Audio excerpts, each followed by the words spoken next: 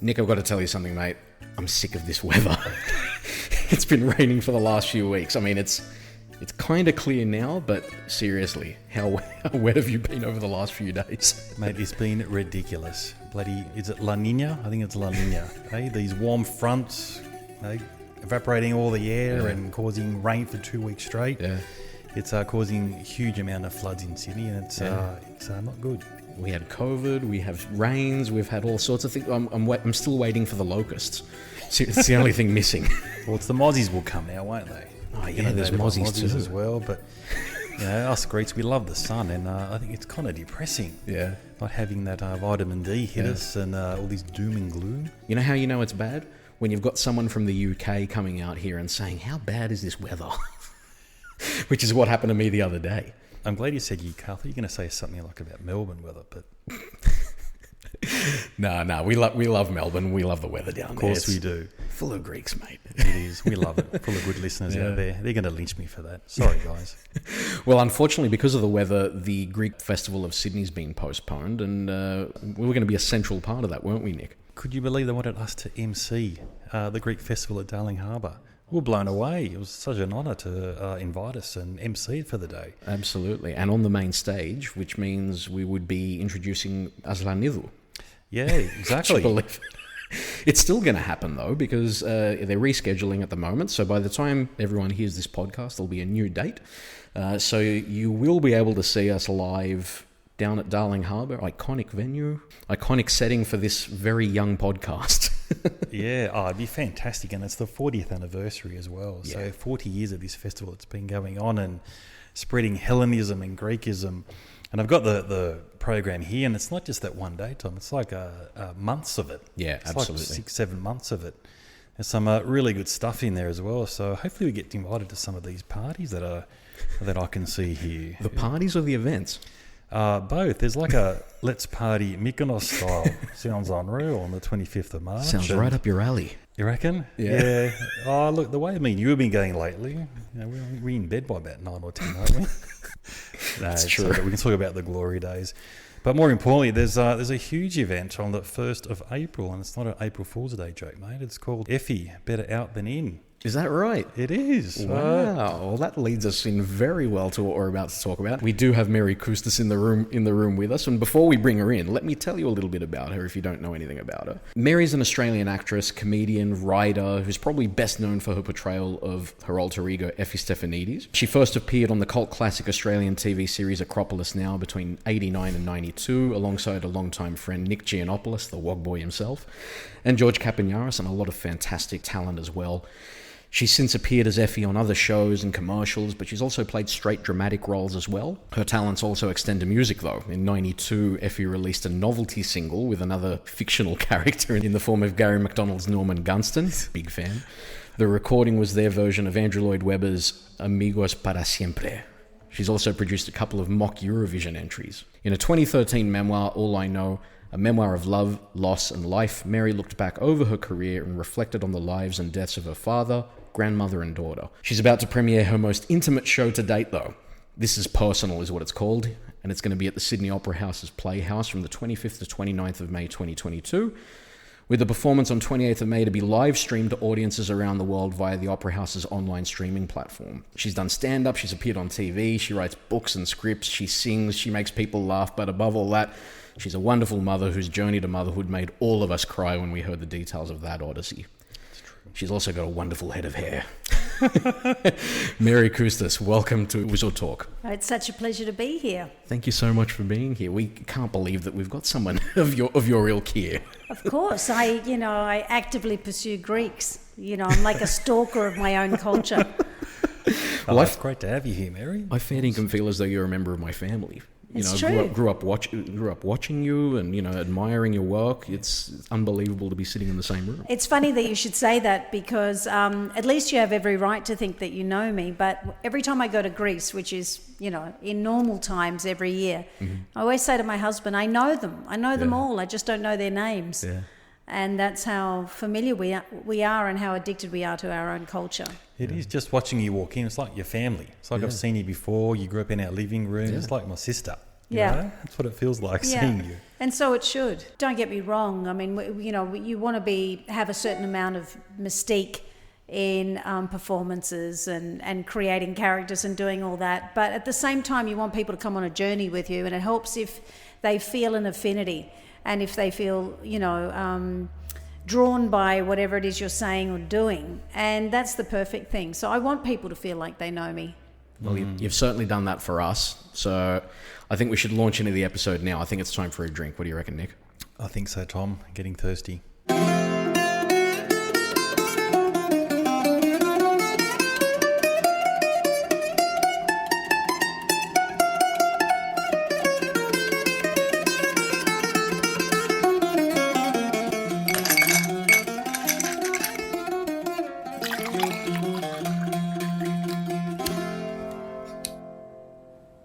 Okay, Stini Yamas, παιδιά. Mary, thank you very much for being here. Stini Yamas, πάντα καλά.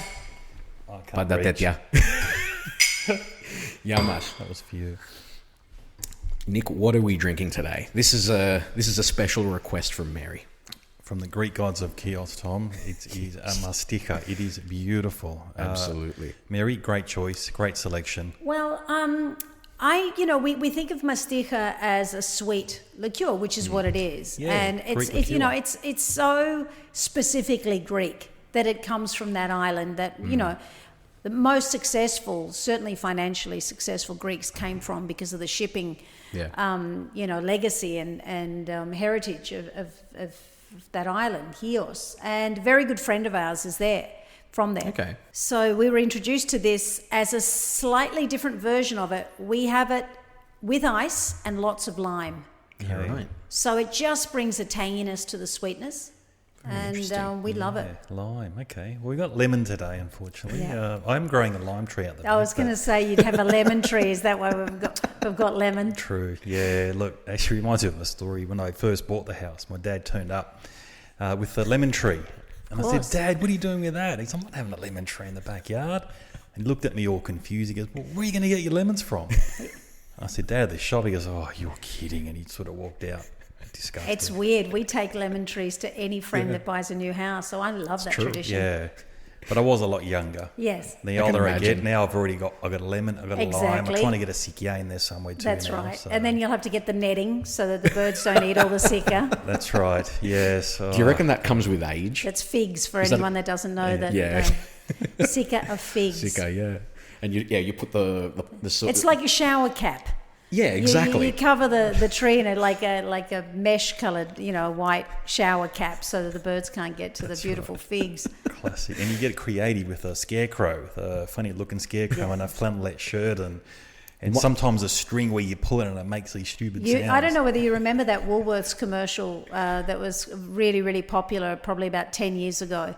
10, 15 years ago, there was a Greek woman chopping a Greek salad at the window, and she says it was all in Greek, no subtitles, and she says to her husband, Stavro, the birds are going to eat, all in Greek. That was my mother. Yeah. That's my mum in that commercial, my actual mother. Are you kidding? I remember that. And Stavro is the psalti from St. Spiridon Church.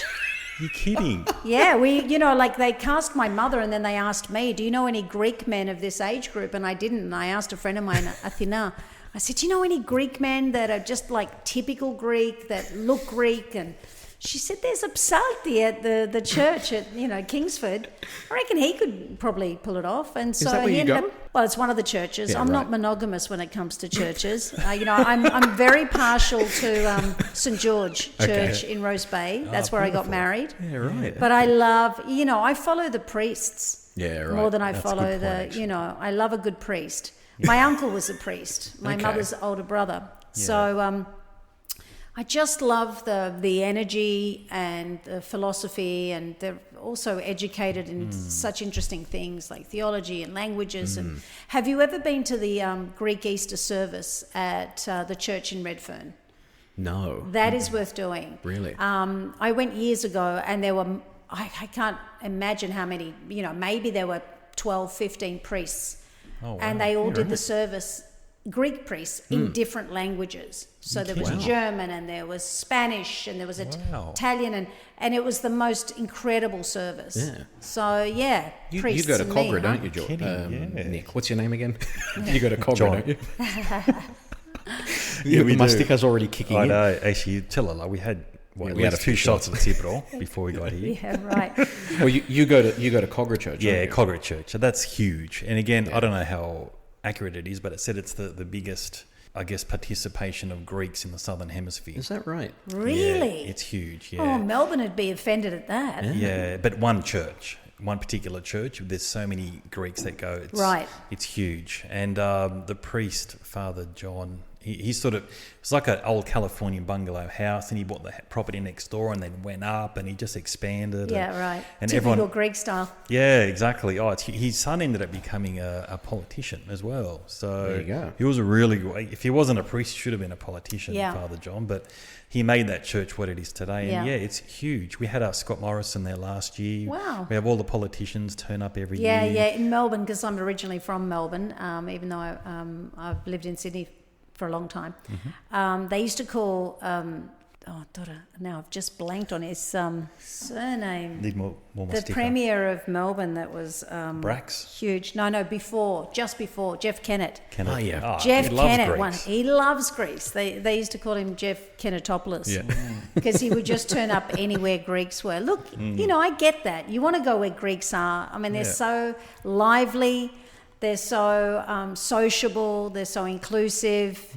And especially and they eat Melbourne. well. Yeah, especially and in we Melbourne. connected with every industry and every part of society. We blend in and we progress and think of like our podcast, Tom. We got so many stories we could write about because the Greeks are so influential in so many industries. They are. But I can see why politicians flock to our churches. Yeah, I would say that perhaps the Jewish people do it even better than us. Probably. There's a saying that the Jewish people fear the Greeks. If they have to do business with a Greek, they just introduce a second one, and suddenly those two don't get on and fight, and then the Jewish guy is able to get on with business. Classic. So that's how you decommission the threat. If you see a Greek coming on his own, you worry, but if you see two Greeks coming, it's fine. Sorted. They'll kill each other. So you're okay here today, Mary? Yeah, there's three of us. Yeah. So what does it say for me and you, Tom? Yeah. Are we going to last? No. The exception to the rule. Maybe. As long as you throw alcohol in the mix, then you're right. Balances out. That's it. The social lubricant that keeps us together. That's it. Oh, dear. Well, look, before we get into the serious stuff, Mary, maybe just tell us a little bit about your Greek credentials. Where's your family from in Greece? Okay, so both of my parents are from Florina, but they're from villages just outside. So one's like 17 kilometres away. My mother is a Pontian Greek. Originally, her family were in Turkey formerly. What part of Turkey do you know? In the centre, I can't remember the name of it. But very dramatic story, as everyone would have from those days. Just to touch on one element of it, my grandmother came across with her mother. Her father had died in earlier fighting. And so it was her and a couple of siblings, her mother and a newborn baby. And they finally made it to water and they boarded this boat to, head for Greece. Now the baby had died, but my grandmother's mother, so my great-grandmother, didn't want to tell anyone. And so she held the baby as though it was not, in fact, dead. And someone outed her and said that woman's holding a dead baby a few days into the journey. And so that they threw the baby overboard. Wow. And so my great-grandmother never ate fish again because she said they feasted on my child. And that woman lived to be 107. You're kidding. Wow. My grandmother, who was 11 at the time when she came across to Greece, lived to be 93. Wow. And touch wood, my own mother is killing it at 83, going strong. Very fantastic. So I've got high hopes. Yeah, so you might in terms of longevity. Century. Yeah, so that's my mother's side of the family. So Pontian Greeks that settled near Florina. My mother will tell you it's the ugliest village in Greece. Mesokambor is the name of the village. Okay. She hated it when she was, 18 and she came to Australia on her own. Right. She left it.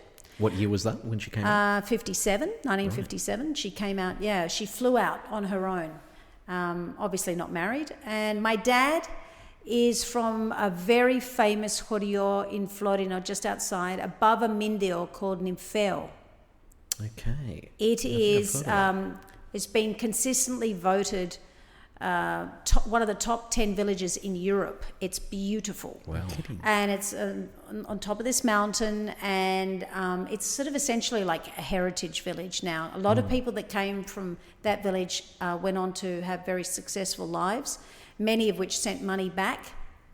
Particularly this one banker that had done very well and was living in London sent millions of dollars back to restore the church. They've got a museum, and they ski. It's just so picturesque and beautiful. It's got taverns, and so my dad was one of the poorest family in that village, and they met in Melbourne, and they got married in 1960, and that was that. There you go. What are you doing here, Mary? If the village is so beautiful over there. Exactly. Do you know how cold it gets? No. There's only 80 residents, I think, and that's in the warmer months. Yeah. I mean, it's beautiful, but I'm not very good without a lot of other humans. Right. I don't need to be isolated, as this last few years has proven to all of us, but I knew that well ahead of that. Sure. I'm good in groups. Yeah. I need fuel from other humans. So I don't have any fantasies of living a monk-like existence where I'm just on my own somewhere, or just a few of us. I want the more the merrier, as far as I'm concerned. I think we've all learned that recently. Yeah, good point. Yeah, I was going to say, because that's what we've been sort of struggling with. That's how me and you met. Well, how we started the podcast. Yeah, exactly. We were in isolation. Right. Yeah, I'm a people person too. Yeah. I like the banter, walking into an office and having a chat to everyone, having a coffee, telling stories. Yeah. But being stuck at home in the room next door and working from home, and then I got redundant from my employer, so I had nothing. And lucky I bumped into Tom at Qantas, and that's how we met. Right. We catch up an hour a day, I guess, because of lockdown. And that's how we got out of it. Because again, you needed people, human there were contact. some gifts, even like we were forced to adapt. Yeah. And there were some good bits to it, although mostly they were not that good. Yeah. But I'm sort of the glass is half full, unless I've had all my mastica. And in this case, it's reducing from half full to half empty. It's always refillable. But I think that a lot of us got to know ourselves a bit better through that whole period. Huge opportunities come. Like, I wouldn't want to get back. I love working from home now. Yeah. And look what me and you are doing now. How much fun is this? This wouldn't have happened. So what's your favourite place in Greece? Obviously, you said you'd go back every now and then. Yeah? I've got many. What's your idea? You know how I said I'm not monogamous when it comes to Greek churches? I'm not monogamous when it comes to Greek places either.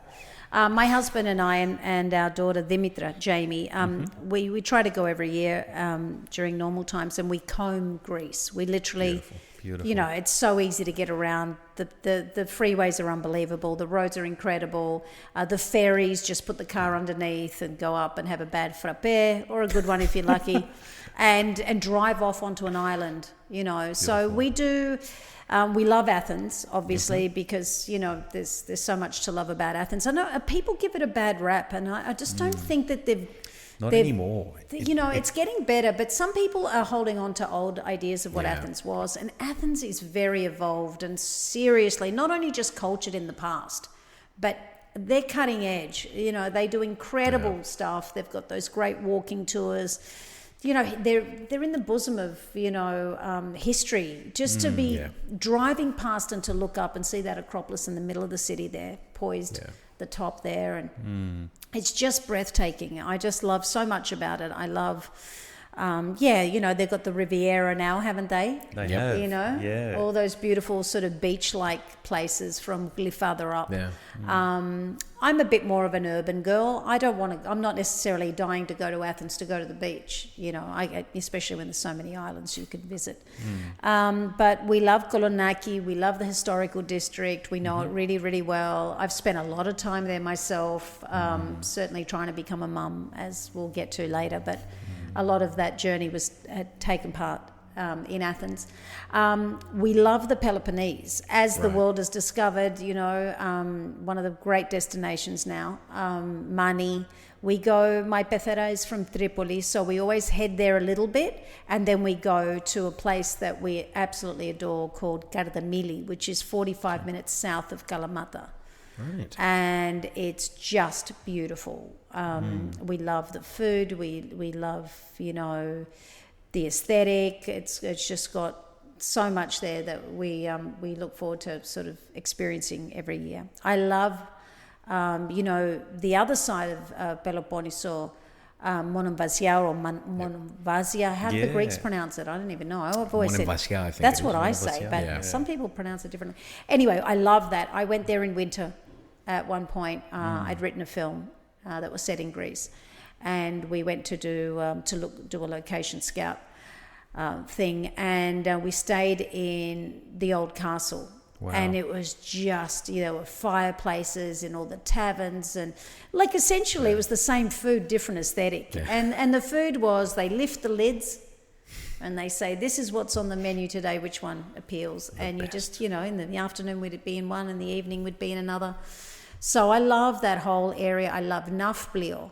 Oh, isn't it? I love We were just Epidabro. there, yeah. What's there not to love? And for me, even if I'm in the village that my mother doesn't speak highly of, even though, everyone she's loved is primarily from there, I could be there or I could be on a Greek island and I'm loving it equally. Yeah. I never want to be anywhere other than where I'm at. Yeah. Certainly in Greece, mostly in life, but certainly in Greece, that's how I feel. I mean, we've spoken about this in previous episodes, refinding our Greekness and finding our heritage and roots. Do you find that things make more sense about yourself over there? Or is there something that continues to drive you to go back? I see it like this. Initially, I thought the puzzle was only, 50 pieces. And every time I go there, there are more pieces that I didn't realize were there. And so, you get clarity, but you get complexity. You hear the stories you're not going to hear the first time round. And I'm super close to my family in Greece. I bought a house there in 2002 in Florina after having said to my mum, I'm not dropping a cent in this place. Cut to, I met all my family. I'm dropping cents. I'm dropping euros. Yeah. I'm renovating. I send my mother every year. I love the Lake Erie. My husband and I are crazy for Lake Erie. Like in Florina, it's on a Wednesday, right? Yeah. I will not go on a Thursday to Florina. I have to go on a Tuesday because I want to get one more Lake Erie in. So look, there's just so many aspects. They know how to live, and we say this. There is no conversation in Greece about work-life balance. Yeah.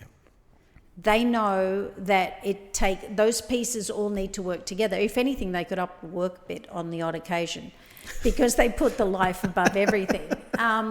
But the sense of community, and it's for everyone. And what I love most, not only for the kids, because kids will always find joy in anything, right?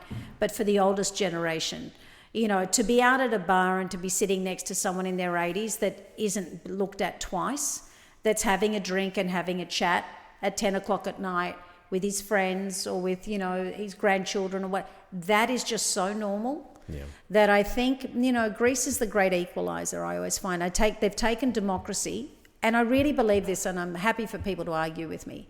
But I feel women, we know this. We know Greek women are super powerful, right? Absolutely. I've seen it in my family. But I see it as news readers. You see them. They can be sexual. They can be fashion forward. One might look like, Annie Lennox. But a current version. She might have blue eyeshadow, but she's got the punk hairdo, and she's reading the news and no one questions it. That you could have a girl, with a cleavage. They don't judge the capacity of someone any less because they're happy to play the sexual card, So for me, I go to Greece and I think all things go. Every flavour of the way you want to live your life, there's an acceptance of it. There's an understanding of it. They really are, open-minded.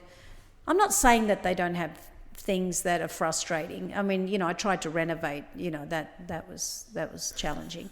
You try to do things slightly differently or the way that we've been, taught. Here. That's challenging. Yeah. Yeah. And you realise queues are not vertical, they're horizontal. Yeah. You're waiting somewhere and it's like... The bank. Oh my God. Yeah. The bank in Greece. all of those things. Yeah. They're childlike. The Greeks are childlike, and yet they're so evolved in the things that matter, which is family, community, Priorities. Exactly. And I think we need to go back for many reasons, but one is to be reminded of that.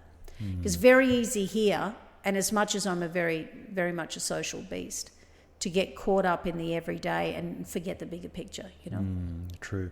Yeah, we're not big on systems, are we, in Greece? But we know how to live life.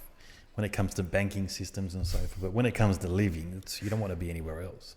I actually get told off here by a lot of my Australian mates. They go, "What are you doing living in Australia? You should be in Greece. Greece is the best place on earth." But I guess they don't know Greece how we know Greece. We like the luxuries of, like our banking system. We'll go to a petrol station and there's going to be fuel there and all that sort of stuff. But yeah, I also think that for us, I mean, our goal is to live in Greece. That's what we're working towards. But I don't want to be making money out of the Greeks. Greeks that live there can't make money out of Greeks. So I don't think you go there with the intention that you're going to be able to make a good living. It's about living life. It's sort of, if you're lucky enough and work hard enough and plan well enough, you can go into a semi-retirement situation there. Then that's the dream, isn't it? Yeah, for a lot of us. I've got a lot of uncles that do that. They live there like 9 months of the year, come back for the summer. Like, they don't see winters anymore. Yep. I think that's what we all want, don't we? Yeah. We've talked about this how many times, Todd? Every day. Yeah. Every day. Let's get to a podcast there in summer. Right? Well, that's the thing. You've got a place in Womenitsa. I've got one in Corfu. Oh, you've got Womenitsa. Yeah, we're from Ipiro up north. Oh, wow. Because we go to the Ionian Islands all the time. Oh, beautiful. So we've eaten there. Really? We caught a ferry there. Yeah, right? Exactly. Yeah, and if you head south, amazing beaches. Some are like dirt roads. Yeah, right. One was called Zavia, I think it was called. Yeah. It's like a dirt road you go down. It's like an amazing beach. It's like a swimming pool. Like, you could do laps. Like, there's either around. It's all beautiful greenery. And you see the local guy who runs the little kiosk there. He turns up on a boat and he says greetings to you and he shows you what he caught for the morning. Yeah. And he goes, "What do you want for lunch?" And you just point to, I'll have that, and that. And that was it. You swim, you sunbake all day, you play the bat and ball game and whatever. Yeah. And then come lunch, he brings like a tray full of the fish that he just caught with a salad and chips. And that's it. There's no menu. It's whatever he caught that morning. Mm-hmm. That's what he serves. And that's all up and down that coastline. Yeah. And only German backpackers, we've noticed, have picked up on that, and locals. Yeah. But Greece is so many beautiful, amazing places like that, like you said. Yeah. We've got so many favourite places, but we'll end up there, Tom. I can see it. I think the point is, though, between you, me, and all the people that we know, mate, there's houses everywhere we can go and stay. Exactly. We've got the whole of the map covered. 100%. We do. We've always seen you as Effie. Yeah. But now, for the first time, I believe we're actually going to see you as Mary in this show that you're doing now. Tell us a little bit about what you're actually doing. It's really exciting to be able to think that we are going to meet Mary on stage for the first time in a comedic capacity. I've fallen in love with Effie at the same time, I think, or even just before the public did, and I love that character. I love the liberties she buys me. I can say things in character I could possibly, never say as myself. It's just the ultimate in theatre and honesty, and the character's evolved, and still she's so familiar. I've been doing a tour, Better Out Than In, which I was supposed to complete last year, but then we went into lockdown, so I'm picking up the last handful of dates before I do this Mary show at the Opera House. And, it's such a joyous thing for me to do Effie. Effie's been the oxygen, really, for me. She just brought me so many privileges. And by that I mean that I do her everywhere. I can do her for the Prime Minister, which I've done on numerous occasions, or I can do her for, women's, International Women's Day things. Like I did one last year with Grace Tame, and at the Wynn, the big entertainment centre in Wollongong. There was a heap of great women that got up, and I can get up and do that as Effie and write a monologue about what my version of, the sisterhood is. And it can be as poignant as it is funny. I feel like I can say and do anything as that character. I can go out and do the Catherian ball, which I did, much to the delight the new Archbishop last year, who had no understanding of who Effie was. I did the first half as myself, and then I said to Peter Maneas, who got me to do it, I said, could you talk to the Archbishop and explain what I'm about to do now, because he met me as me, and this is not, this is a version of me, but a very different version. And he totally got it, loved it, thought it was just because I say what everyone thinks. And I do it with a lot of hair and with a lot of kindness, but, and so it's a passport to anything, Effie, for me. And luckily I got a sense of that at the very beginning. It wasn't planned.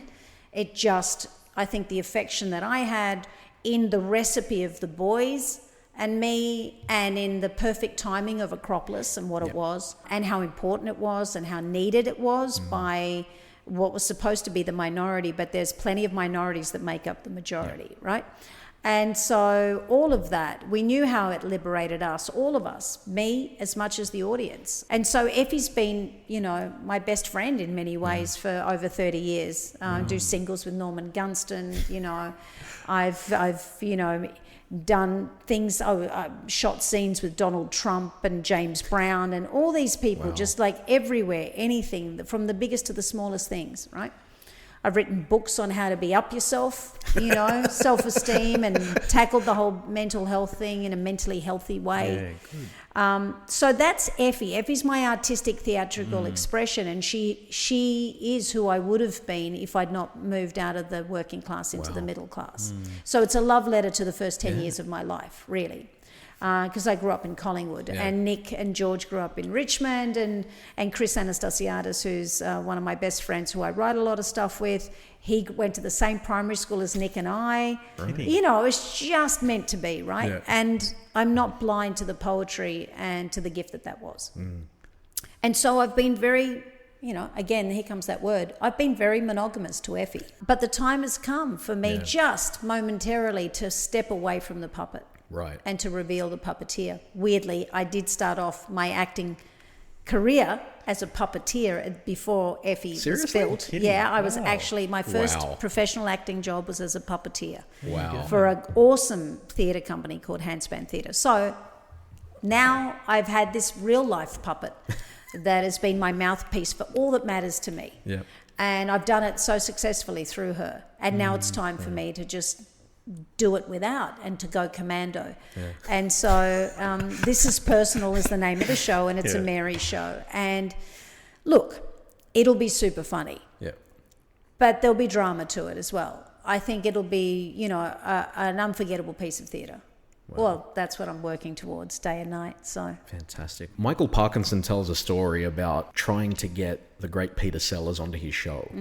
And Peter Sellers just kept knocking him back, saying, "No, I'm not going to do it. I'm not going to do it." And eventually, Parky said to him, "Why won't you do it?" And he eventually had to admit, "I don't know how to go on stages myself." Is there any element of that for you? Of course. But having said that, all the best work I've done, I've been very afraid of. And we know that the best of us is in exceeding our fears. That's when we're truly free. That's when we extend ourselves. So, I did a huge Effie show, about 6 years ago called Effie the Virgin Bride, which was the biggest stage show I've done. It was completely me. I did 3 or 4 characters. Of course, it was Effie's big day. She was getting married, but I played her Uncle Vasily, and I played her daughter because she had an immaculately conceived daughter, because when I was doing a show when Effie was trying to find love, I happened to get pregnant, so I had to make Effie pregnant, but I didn't want her to lose her virginity, so it was an immaculate conception, which we know has happened before, right?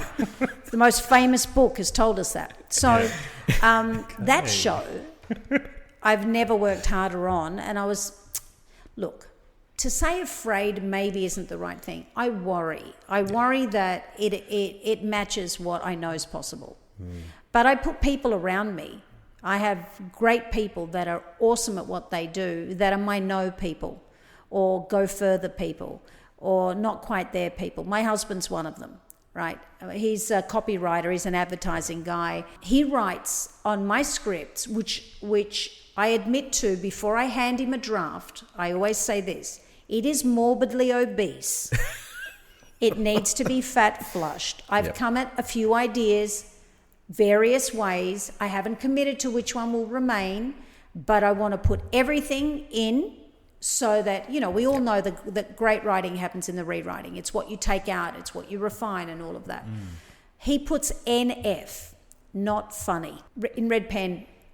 Constructive. He's constructive. He's a writer. He's not just trying to sort of bring me down. On plenty of those pages.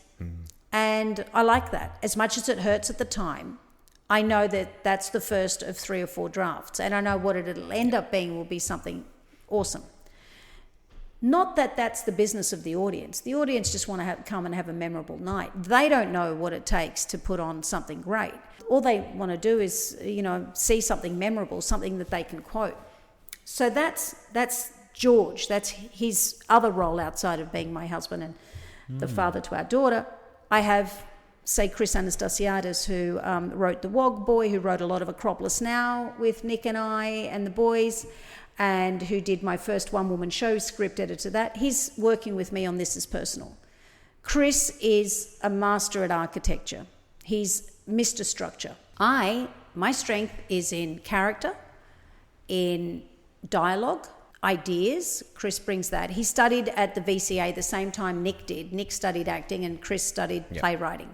So he's a playwright sort of initially, although he's gone on to, and most recently being nominated for his beautiful work in High Ground, the film that he wrote, which is that Indigenous film that came out that Simon Baker starred in, and he won the Critics Awards for, he's just an incredible screenwriter. So he's been writing television and a lot of film. So for us two to come back together after all these years and to do something super hard for me, I need my no people. I need my engineers because I don't want to ever think what I do is easy. My job is to make it look easy, but it's very hard before it starts to look easy. I have a director that did Virgin Bride with me, who I just begged to give me 2 days to rip the first draft to shreds. I want to know what the problems are. I instinctively know them, but it's good to have to say out loud when someone says, can you explain to me, what you're trying to express in this bit, or should that go in that order, or I want that. Yeah. I'm very good at what I do. I spend a lot of time trying to do what I do well. But I have blind spots. I want to be better. Every time I do a show or write something, I want to make it better than the one before. So I'm up for those conversations. And I think one of the negatives of success is people stop putting no people around them. Because people think, oh, you've done so well, surely, you know what you're doing. Yeah. But I think for me, I want that growth. I want those risks and I want to be able to pull them off. And I can't pull them off just on guts or nous or just, I want it to be a calculated risk. And still every night when you do a show, you're in charge, you're driving that Ferrari, but that Ferrari's been built and you've taken it out for a spin and it can. Doesn't mean you're not going to spin out of control. We're emotional beings and, we can't dictate exactly how anything's going to go. And I think that's why people are so addicted to theatre, certainly as actors, because every night you've got to prove it again and again and again. Yeah.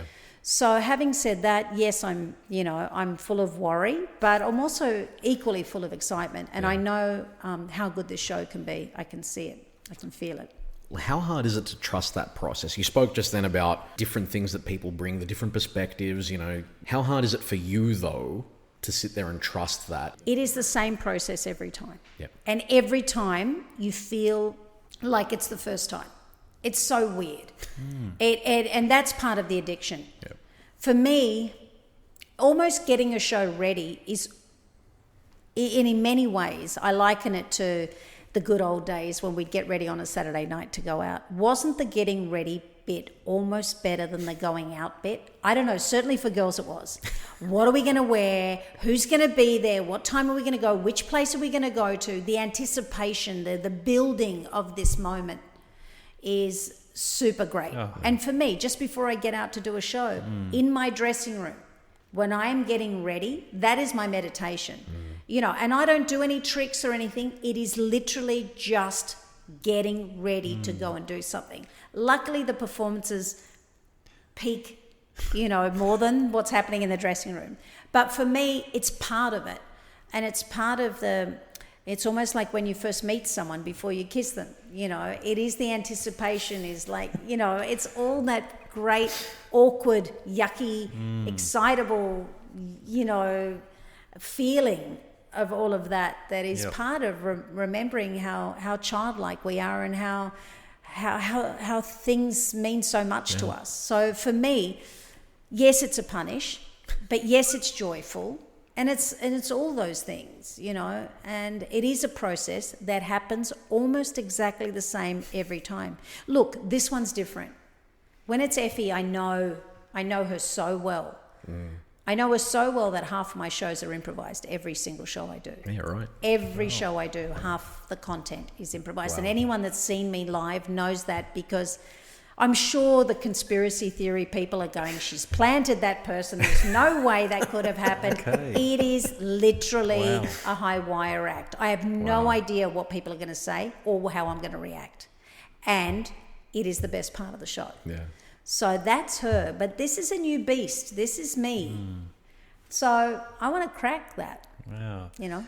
It's interesting you say that. So do you actually watch the crowd walk in and say, Nothing. There's a story there? Nothing. It's literally you stand on stage. They go, they take their seats, the music starts, there's usually a video that sets up the premise, and then I come out. And I do half an hour of whatever the subject is. So with Better Out Than In, it's about lockdown. It's about coming out. Yep. We're better out than in, right? So it's Effie deconstructing what lockdown was in exactly how it hit. Oh, it's nothing. Oh my God, we're all gonna die. Oh my God, this is it's such a great thing. We're at home, we don't have to do anything, you know. Oh my God, this is the worst thing ever.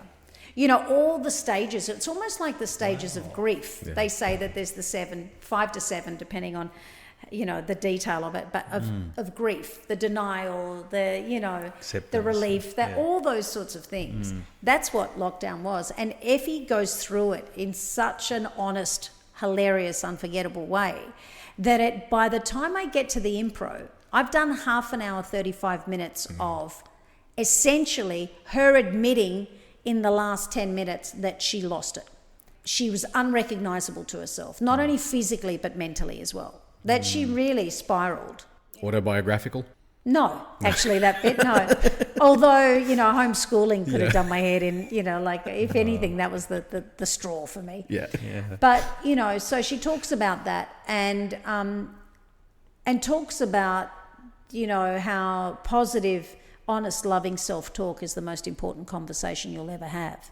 And that she stopped listening to herself and she started listening to fear and television and how that compromised who she was. Yeah. Wow. So this upper self, you know, confident, positive girl had really reduced to this, she couldn't even, you know, she'd given up on herself, and how she could have lost everything because of it. Not her life, but her marriage, because she's recently married, and you know, and she and the way she likens it is that not being able to access her fans and have that unconditional relationship. Her fans are the only people that really don't expect certain things from her. That she's grown up with her fans, and so not having that social component and just having to look inward was, you know, uncomfortable, as it was for many of us. So by the time she's done all that, and then I say to the audience, why don't you tell me, you know, what's been happening for you guys in the last couple, what interesting things? People, it's like a confessional. I don't know why they do it, but they do it every time, put up their hand and go, Effie, this is what happened to me. And you go, I can't believe you're saying this in front of 500, then 800, 200, 400 people. Why would you be doing this? Yeah. And they do. Not one of them. They do it. They pop up like mushrooms. You go, oh my God, why would you? And people love them for it. They love me for it because I've done that in character. And then they love the audience for it. And then I just relate to whatever I inherit. Somehow magic happens every time. Yeah. So it's unique. does. Every show is very original, very unique. It is. It's So never half same. of the show is completely, I mean, people come up to me and say, I was there that night when this happened. And can you recall all of the... Some of them have been so stunning to me. Like, I'll give you an example. Yeah, give us some examples. I did the Blue Mountains Theatre 2 weeks ago. State-of-the-art theatre, the most beautiful theatre. It's in Springwood, I think it's called. It's beautiful. Beautiful, yeah. And the audience is not Greek. It's everything but. It's primarily Aussies, right? Let's call it 5% ethnic. Yep. Mostly not. So it's good to do the show in places like that because it works. Every element of it works exactly the same. So I anything interesting happened? This girl puts up her hand. What's happened to you? What's your name? Tash. Tash, what's your story? Oh, Effie, I had a baby 3 weeks ago. Oh, great, Tash. Nearly came out in the car on the way to the hospital. Oh, my God, Where's your baby now? My mother's looking after it. Who are you here with? My mother. Excuse me, security, can someone check that woman's bag, right? Then she tells me she's had 6 children. Okay. And I'm like, and I had a feeling, like I just work off instinct. Yeah. And I say to her, Tash, with all due respect, how many fathers were involved in this? She goes, 2 husbands and a partner. I said, my mother says partner's code for gay. Yeah. So that was that. We move on. Next person, beautiful girl, big, beautiful brunette, long hair, stunning, like something out of Pride and Prejudice, right? The bones. She looks like she could sell. She could be a vegan. She could be a skin, a hair model, something. She's like gorgeous. Yeah. Puts up that. What's your name? Emma. Emma, what's your story? Effie, I'm getting married. Wow, that's fantastic, Emma. Yeah, we met just before lockdown. Great, 3 years ago before before COVID hit. You're here with him? Yes. How, she said, oh, Effie, I should tell you, there's 10 kids between us. We've got 10 kids between us.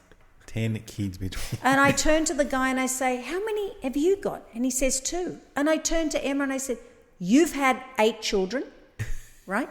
And she says, yes. And I said, any multiples? No, all single births. 8 times I've been pregnant. 8 times I had children. And I said, all with the same father? Yes. I said, I hope it's a nice divorce because that's a lot of childcare. She says, he's dead. The audience go, oh, and I say as Effie, I didn't kill him. Why are you oohing me? I didn't kill. You could just not What say a way to turn it around. Yeah. In any case, that impro went on for another few minutes. And, it was so much fun. And, of course, I acknowledge that, she lost the father of her children and how sad that was. I'll go to the sad bits and I'll go to the funny bits. And I laugh at my own tragedies. That's how my mind works. And I think that's what laughter's there for, just to give us some relief, and it's a bonding agent. It's the best. What a way to turn that around, though. Yeah, I'd be far lost. out. I would just, holy shit, I how do you was get like, out of this wow. one? And you can feel the audience, so they go, what's she going to do now? Yeah. Wow. There aren't too many comedians that I've seen who can turn that around that quickly. No. Can we ask you how Effie started? How did it all start? Did you say it was from primary school with Nick Geo? Yeah, obviously not then, but the chances of me meeting Nick, I don't remember Nick because we went to the same Greek school as well, which was separate to the primary school. But I served Nick as a waitress. When I graduated from acting school, I went to uni and got a Bachelor of Arts and I majored in Performing Arts. And my uni was in Geelong. Nick, at the same time, was finishing his VCA, Victorian College of the Arts, acting degree. And Chris was doing the writing. I, like most actors, had to get a job as a waitress because that's part of it, isn't it? It's not like character work. It's like necessity. It's called, eating and wearing clothes Surviving. and driving a car. So he walked in and it was not a groovy place. It was in St Kilda, but it was pretty ordinary. So he walked in and I served him. And he said, you look familiar to me. And I thought, oh, God, you're joking. It's the most cliche. And he was right. Is it like Tom serving us now? Or What's that? is it a bit like Tom serving us now? Just refilling. So he said, we went, I know you. And then we worked out, well, he did, because he's got an incredible memory, that we went to primary school together in the same Greek school and grew up around the corner from each other. And then he said, what are you doing? Like he knew that perhaps I wasn't a competent waitress. I said, I've just graduated from acting school. He said, so did I. I'm like, is Wow. this a joke? Is this like candid camera? So then, Nick, together with Simon Palomares, had the great idea to do Wogs Out of Work, and I joined the show at some point and wrote my own characters, and I based Effie on a character I performed in that show called Poppy. And Poppy led a double life. She was the good Greek girl at home, and then at night she would crawl out of her window and go and, have the life that she really wanted.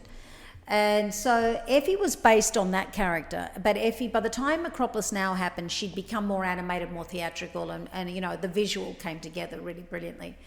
And then, it sort of hit straight away. It became very apparent that Effie was someone that people could relate to. So Definitely. It was born out of something that I'd witnessed in my cousins, because we got thrust into the white middle class, my brother and I, which was not a happy period for me particularly.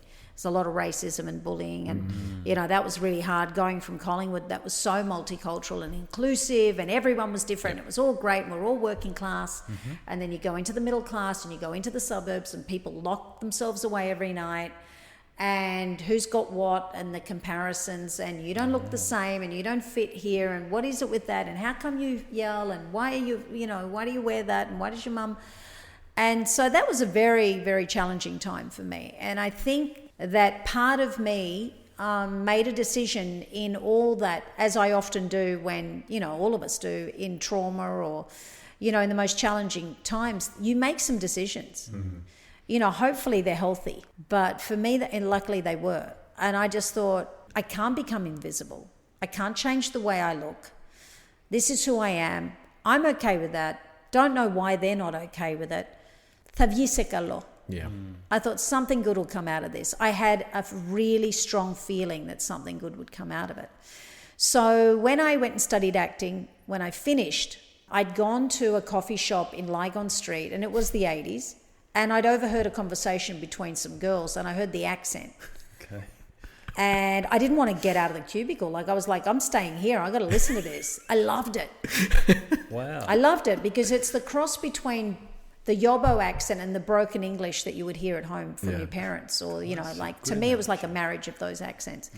So I came out, and of course they had the big hair, and of course they had the industrial size hairspray, and they were talking about rubbish, but to me it might as well have been Shakespeare. Yeah. And I just thought, I've got to do this. Yeah. And that's how Effie was born. Classic. I think you're going to say something about Greek Easter in the 80s, because that's what it was like for us.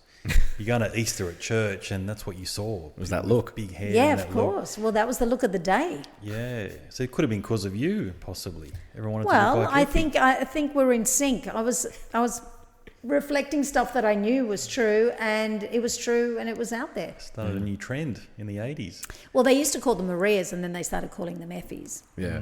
The girls with the big hair and the big accent. So much of what I personally love about Effie is feel as though I grew up with people that were similar to that. It was the look, it was the accent, it was all of that sort of thing. And it seems to me that it's my sister. pretty specific. Is it really? She'll hate me saying that. It seems that it's specific to that period of time. You see less and less of that. Oh, I don't know. I drink coffee at a place, and literally the other day, certainly the boys were bigger, and the accent was just as thick. And it was in the eastern suburbs of Sydney. Really? Wow. And I was like, they were very loud. They were shit stirring each other, and it had to be about them. And I was like, wow. It's still big. Yeah. I hear it. Of course, I go out into the suburbs with these shows that I've been touring in the last few years, these Effie shows. I don't make them come to the Enmore. I occasionally might make them come to the factory, but I'm doing Revesby Workers Club. I'm doing St Mary's, which I've never done. I'm going Blue Mountains, which I've only done once before. I'm going to them, Canterbury Leagues.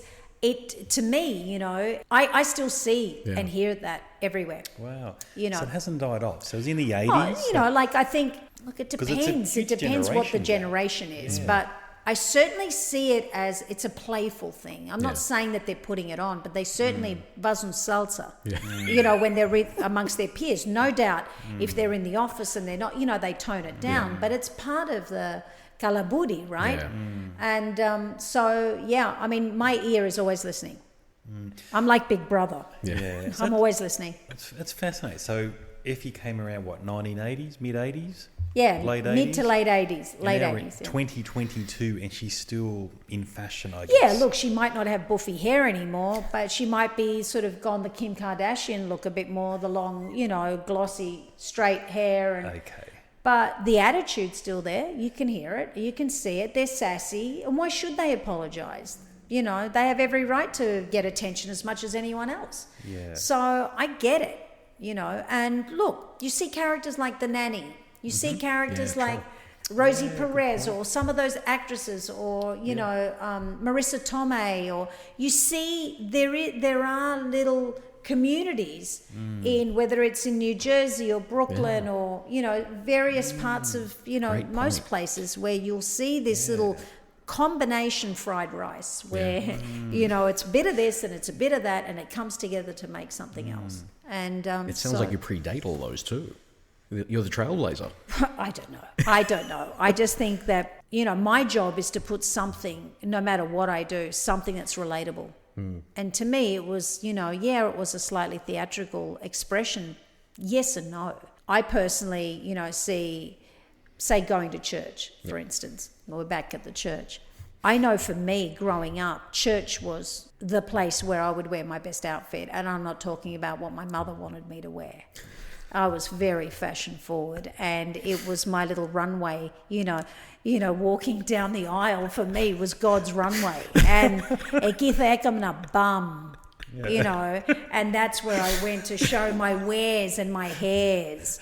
And, I pitied anyone that didn't quite get where I was at, because I thought I was pioneering. I was always big on fashion. I still am. I love it. And it still is like that. I'm sure it still is like that. It is, It's a fashion parade going to church. 100%. But it was hard, especially in our day. We didn't understand what they were saying. Yeah, exactly. Did we? Now at least they'll say stuff in English and we're getting our heads around it. But certainly in those days, I didn't know what was going on. So I remember, comics were really big and all the little kids would sit at the back reading comics because there were no iPads. Yep. But certainly you had to find something to amuse yourself with or get a bit of status from. Yeah. See, us boys, we'd try and put wax on other people's wrists and so forth and to try and get close to burn someone's hair and without burning it. Well, I think I still do that. That's why that Greek Easter episode of Acropolis Now really resonates, because they're holding the candles coming home with the light from the church, and I think Jim's jacket's burnt to smithereens at the back. Put his Naxeti, Yeah, and how fancy are those cups they have now around the candles so you don't get wax? wax on None of that. We had to make our own, Yeah. Do it yourself. DIY the styrofoam cup with the foil and all that sort of stuff. That's right. Yeah, and we had mothers that were like, inventors. Yeah. They sort of worked it out. Yeah, we had the hard mothers as well. The grandma didn't feel it. Yeah. Just stood there, wax all over their hand, didn't flinch, No. looking straight, listening, didn't care. We were like, the whole time. Look, it's hard, Greeks are so theatrical. Yeah. I remember, going to Greek church, and at 12 o'clock, a skyrocket went into the back of my uncle's head. Okay. Obviously, whoever let it rip didn't aim it properly. Yeah. And I've got to say, it was horrific, but bloody hilarious. We didn't have a blanket to get him down with, but just that, it's a bit like slipping on a banana, but even worse. Yeah. We thought that was genius, even though we loved that uncle, but... Yeah. all those things. My brother painted a wooden egg. Yeah. He got the colour right. It was brown. I'm like, at least get the colour right. It was brown. My mother still done socks. See, with I've hacked this. I've hacked this one. You've got to put an undercoat first before you paint it. Right. Otherwise, you get the you wood get grain. the wood grain. Hear this? You see? See? Okay. Primer. There you go. Yep, absolutely. They sell them And it's in the way Greece. you hold it too, apparently. If you hold it really Oh, yeah, if you tight and hold it towards tight. the end and only show a little bit of surface, apparently it hardens the bit up. So it doesn't work. Everyone's got We had a theories. theory. Look, We had a theory. you can't go past wood. That's never going to fail. But people have got their own theories. It's the back, it's the side. I've tested it. This is the one. Yeah. People are cute like Exactly. that. They love to Yeah. feel like they've worked something out. See, I went as far as actually doing that. You know how they do egg crafts. You suck the egg out of it, and I was gonna put like putty in it or something like that. We like real. Wow, you went. Go to the next level. Yeah, totally. You got another level there, Tom. It didn't work. It crazy. didn't work. Yeah. It ended up going to Corfu for Easter a couple of years ago. Where they do the carnaktes and all that beautiful stuff. and they're selling them at every shop, the wooden ones, and they look legit. Fantastic. Like your relatives. Could have just ordered them. Was it the Scholaricus clan that invented that? Classic. dear. Yeah. And what about the smell of hair? Remember that? Did you ever have that at Easter? I remember you've got And nylon. You're sitting there and nylon and Burning hair. nylon. Oops, Yeah, got too close. Listen, there was always fear attached to any church situation. I think it was How would you have very, felt? Yeah. very, very, like I talk about, and I wrote about it in the book, but my father's funeral, because my dad died, when I was young, and it was the worst thing that could have happened. I was so close to him and so deeply in love with the human that he was. It's a huge tragedy. And but I always promised him that I would read at his funeral. And as we know, because some Greek somewhere wrecked it for all of us, because they stopped letting family members speak at Greek funerals. So, but because I'd promised my dad, because we're a family of supposedly great social standing, I was able, this before I was well known. My dad didn't see any of my success, as an actress. Yeah, right. And so a conversation here, yes, maybe the priest had his eye on my brother as a potential son-in-law because he had a daughter that he wanted to set up. Whatever it was, I used everything I could to get me, the privilege of speaking at my dad's funeral. So I wrote this speech, and the time came, and in Melbourne we had this Nafti who was like literally out of a Tim Burton film. Like, he was hunchback, he had arthritis, Andoni his name was, and he would just he didn't want me to speak, but he'd been told that I had the okay. So he goes, Mary, Ella. So I get up and I start walking. The Greeks, they're subtle. We had the open coffin. Yeah, great. And so I'm walking past, and then he realised that the second priest, because my dad was considered, special, so we had two priests. The second one hadn't finished. So Mediochni, he's like, Bine, kádese kato. Like he's like hunchback, right? Yeah. And as I'm walking past my dad's coffin, I slip. And everyone's like, and I knew from looking at my mum and my brother, that was so typical of my dad's sense of humour, right? So I said, that was fine. So then we're going to the cemetery. We go to the cemetery. Now, my dad had various strengths of heart attacks, but he had his first at 33. By 59, he had 17. Some were bigger than others. He clinically died 11 years before his actual death, and they brought him round, and, Even on the day he died, he had two. Wow. Right? So this was a guy who had a psychological advantage. His body was not up for it, but he was able to overcome all of this. So on the last day, cookie. he had to have two. So anyway, we're at the cemetery. Now, my dad is not a tall man. He's of average height. Let's call him 5'7", 5'8", max. They're lowering the coffin.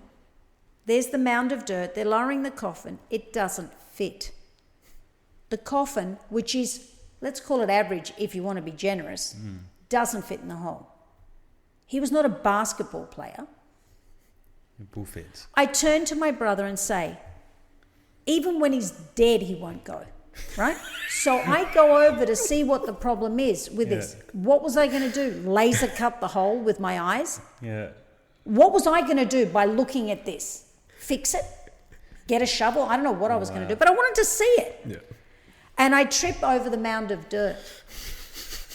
Just stumble. Wow. To say trip, just to stumble. Yeah. Those Greek women, Plakosan, Panomo, my auntie who had the worst taste and the cheapest, taste ever, digs into a bag, pulls out her perfume, starts spraying it like smelling salts in my eyes and my nose, trying to revive me. And they're all screaming because, like we know occasionally at a Greek funeral, they'll try to jump in. Yeah. The final moment. Yeah. It's the final countdown. So my Thea thinks I was going to deliberately try chuck myself into this small hole. And I'm trying to tell them I'm fine, I just stumbled. And of course I was drinking this tacky perfume, So, we bring theatre to everything. Yeah. We can't help it. Were the grave diggers around? Because normally they I hang don't around. know. I think that there was a pause. They got the chainsaw out. I don't know what they did. But suddenly it was lowered. But it was an anticlimax of an anticlimax. You know what I'm saying? And this was the worst moment, that whole few days. Yeah. And yet all I could see was comedy everywhere. They were giving it to me. That leads me to the next question.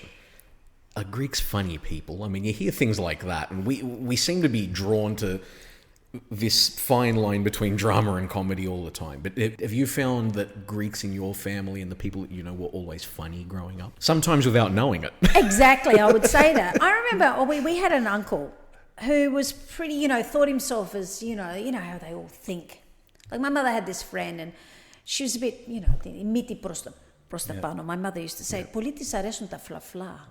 I don't know what that means, but my mum used to say that. Αυτή είναι πολύ, ξέρεις, πήγε στην Κίνα και για 6 μήνες έλεγε όταν ήμουν στην Κίνα. Like every sentence, just sticking it to everyone else who'd never been to China. Yeah. Anyway, I just think that there's such characters. This uncle, my dad was still alive. We're sitting in the family room. Και από πουθενά, they're talking about life, adult things. Γυρνάει σε μένα και μου λέει, καπνίζεις. Like, from nowhere. He's got his own children. My dad would never throw a question at somebody else's kid like that. To me, as confronting as that was, all I could see was how ridiculous that was in the middle of a conversation about δουλειές and whatever. Αυτός γυρνάει και μου λέει, καπνίζεις. I just have always noticed everything. And that little stuff, whether it's όταν ήμουν στην Κίνα or καπνίζεις or whatever, to me I was collecting those things. They were so memorable. Yeah. And all the stories that I heard, they're such brilliant storytellers. They are. When they talk about when they were growing up or something, drama. what they focus on, and they can make you cry 1 minute and laugh the next. It's just genius. I think they're okay with being looked at and listened to. Yeah. And because of that, they take their moments and they can go from audience to star really easily, just socially all the time. I love it. I just thought of a joke. My uncle in Greece, he's one of the funniest blokes you'll ever meet. He went with his wife who was having a colonoscopy. Opa? Yep. And they're in the surgery and I'm there with them. I'm over... What are you, supervisor? Yeah, I'm supervisor at this point. She's having this colonoscopy and she's in the waiting room.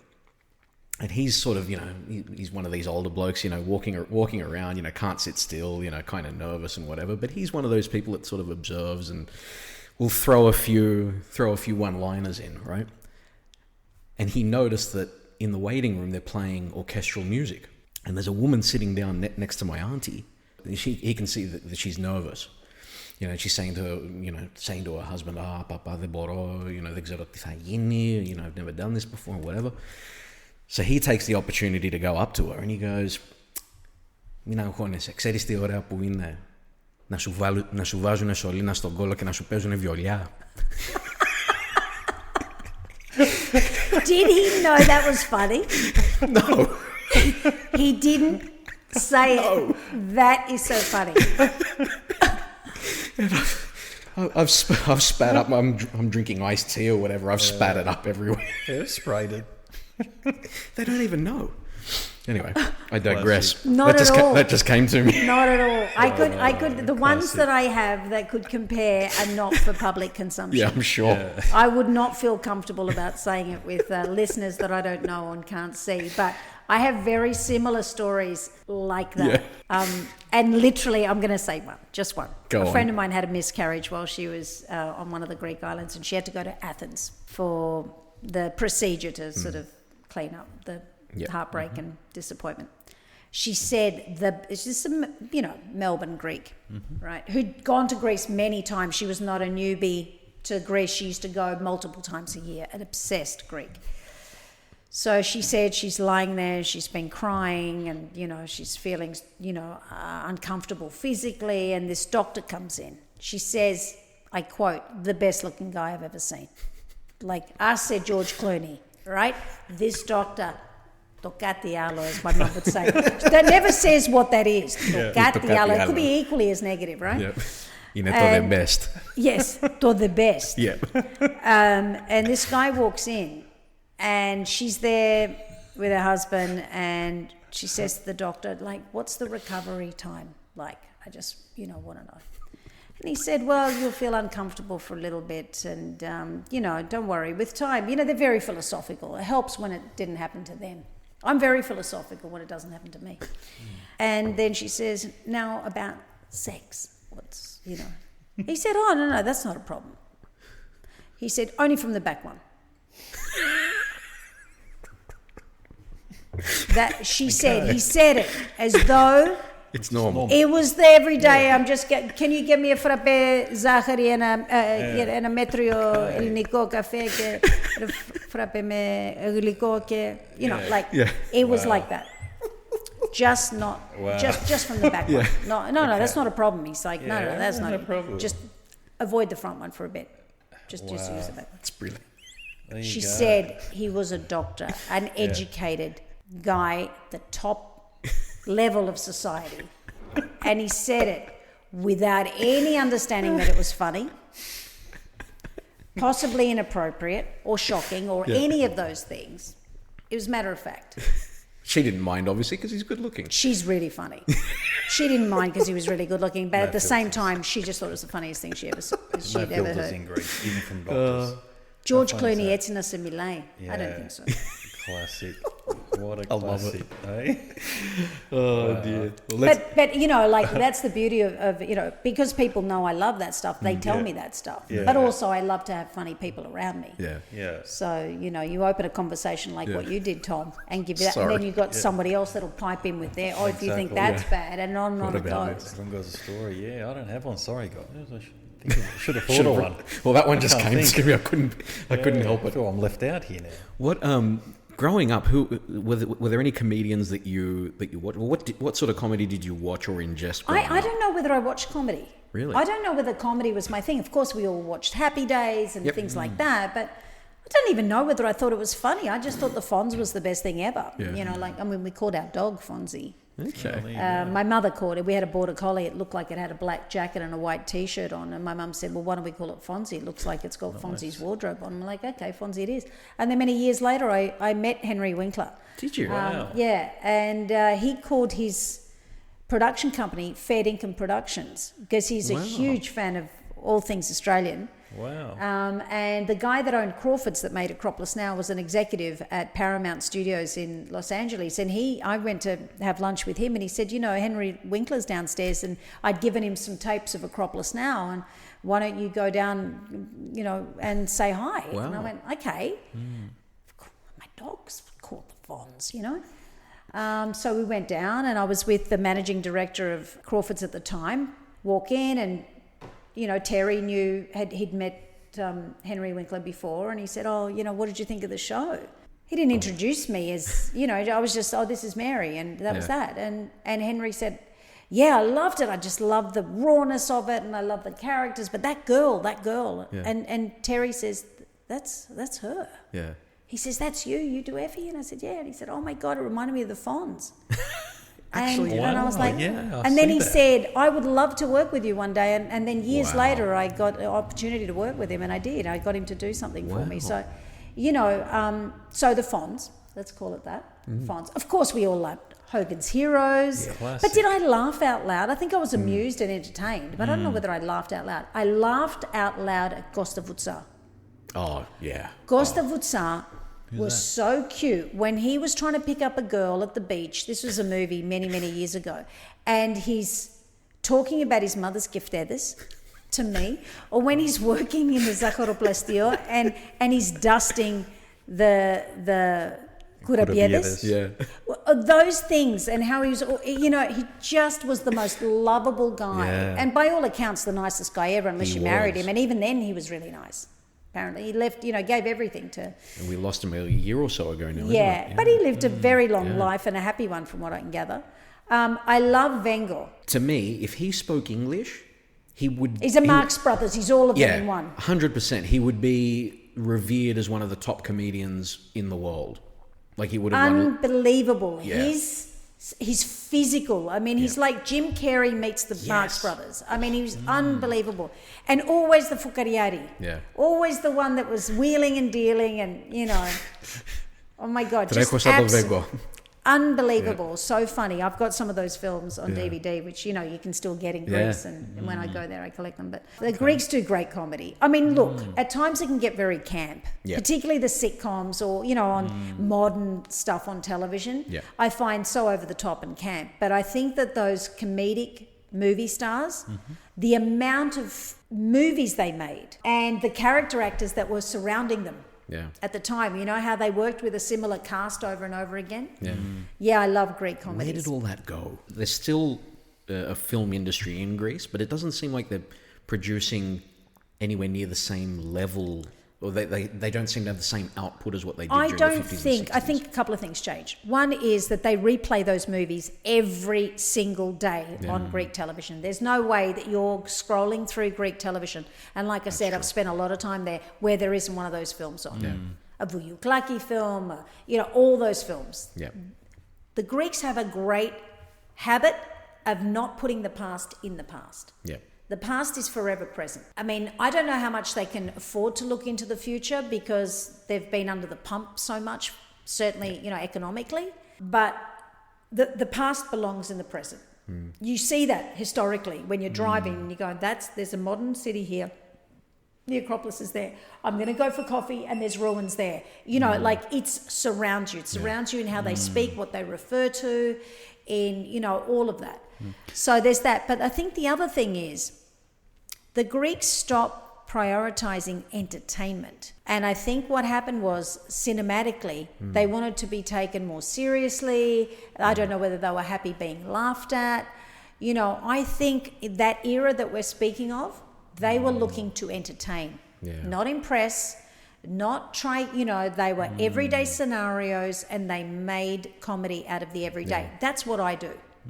I won't write anything that speaks about stuff that my audience isn't dealing with all the time.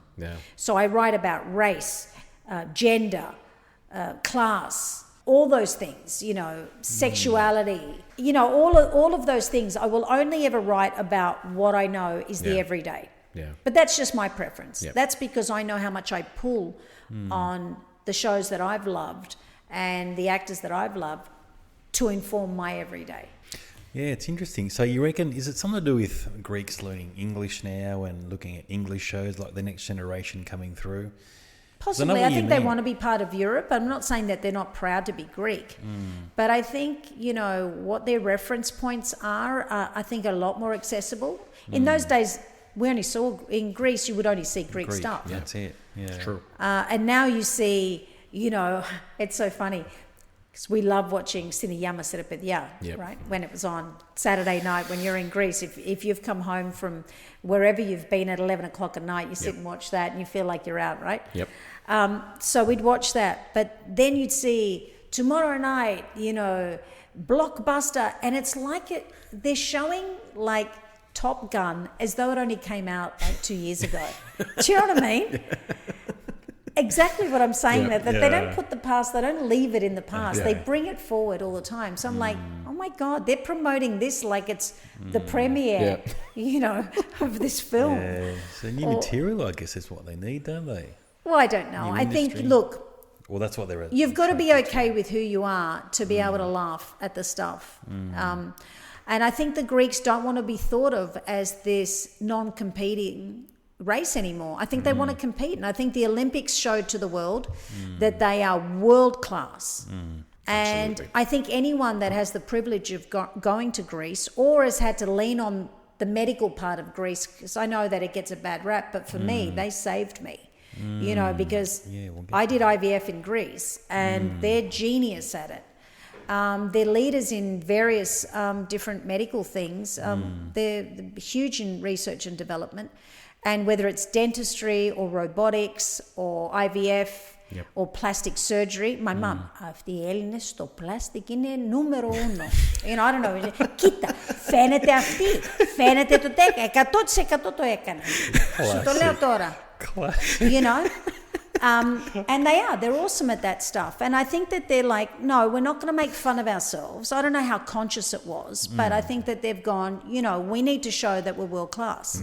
And we can't be the buffoons. And we're not going to do that. Plus, there's no one that can compete with the talent of those comedians and actors. Let's talk a little bit about Acropolis now. We've touched on it a little bit, but what a phenomenon that show was. And during a time where there was so much great stuff on Australian TV. Like you think things like, Hey, It's Saturday, and, things like... there was Fast Forward, Comedy Company, Degeneration. Yeah. There were so many shows on at the same time. To be successful in that period and to have the sort of cultural impact, could you feel that at that time? Or it was blatant. Like I said, a lot of it wasn't premeditated. Of course we wanted to work. Of course we felt we were gifted. Of course we'd been trained. You go in good faith. You don't enter an industry where there's 90% unemployment and you can add another 8% to that if you look like us and think that you were going to kill it. Yep. It was just blind faith. We had something to say. We went from not being able to get a job to becoming household names, and you felt it. Look, we had a live audience there, so we knew what was coming back from the live audience, but there was not a lot of turnaround between taping the episodes and them going to air. Yeah, right. But we knew, we could feel, like with Wogs Out of Work, that let's take it back one step. Let's go back to Wogs Out of Work, because Wogs Out of Work was the show that changed everything. Yeah. That show ran for 3 years, all over the country, 2 touring companies. It was rock and roll. It sold more tickets than the biggest bands that were touring at the time. We used to be at the Enmore. You would walk, we had those really bad television ads that made Franco Cozzo, the furniture guy, look like he was, directed by Steven Spielberg. We didn't have those ads here, but we've seen them. Yeah. They were the tackiest ads, but they worked, and the cut-through was unbelievable. You would walk through the box office area where the offices were at the Enmore Theatre, which at that point had not become the Enmore that it is now, right? Mm-hmm. It had gone through a real dark period, and it wasn't, and Wogs Out of Work resuscitated that theatre, and so it should have, because we were there forever. Those ads would go on. There would be 10 girls, and it was like a telethon, and they were just picking up the phones trying to book tickets, because it was all manual in those days, right? And even I would walk through and pick up the phone.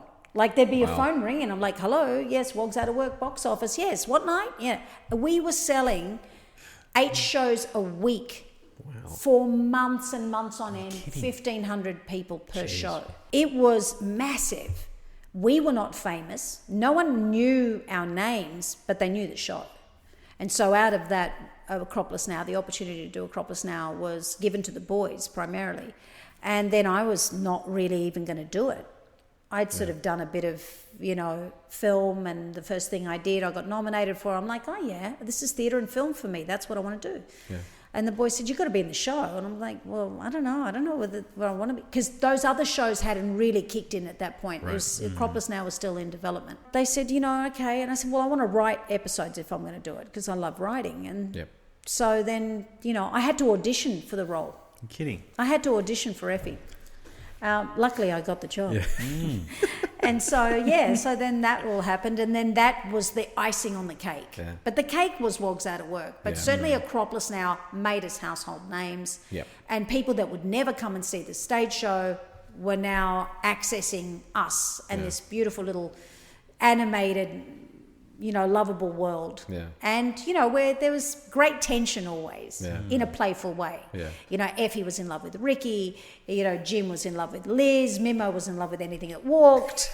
There was competition between, Effie was always on Jim's nerves. She was always trying to stick it to either Jim or Mimo. She was always hoping to stick it to Ricky, even though she was alive.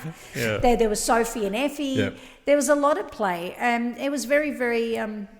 It's very exciting to do, because sitcom is very difficult. Yep. You've only known the material for probably one night, because we're rewriting up until the day before. Yeah, right. So you've got to learn 22 minutes of material, do it in front of a live audience, and try not to get it wrong. Having said that, the bloopers on YouTube are pretty funny. We got it wrong a lot. Well, did you ever get any sense of what TV execs thought of the show? Because, looking at it from back, in hindsight, it's a pretty big jump for Australian TV to go from something like Kingswood Country and Mother and Son and all these things to something like that. Yeah. They left us alone. Well, Certainly the boys were sort of more at the forefront of dealing with that sort of stuff. I was sort of in and out. I didn't want to do a lot of episodes. So I said, I'll do, 5 out of every 13, a couple of segments instead of all of them. But what ended up happening is they wanted more of Effie, and that actually created a bigger thing. So imagine that show without her. But the boys were more across that sort of stuff than I was. I was happily, healthily removed from it. Sure. And the great news was that the executives had no idea how to represent us, knew that there'd been such major success prior to Acropolis, sort of left it alone. Wow. And so, they didn't stick their noses in, which was good. And you can sense that. So the lunatics were running the asylum. They were, happily.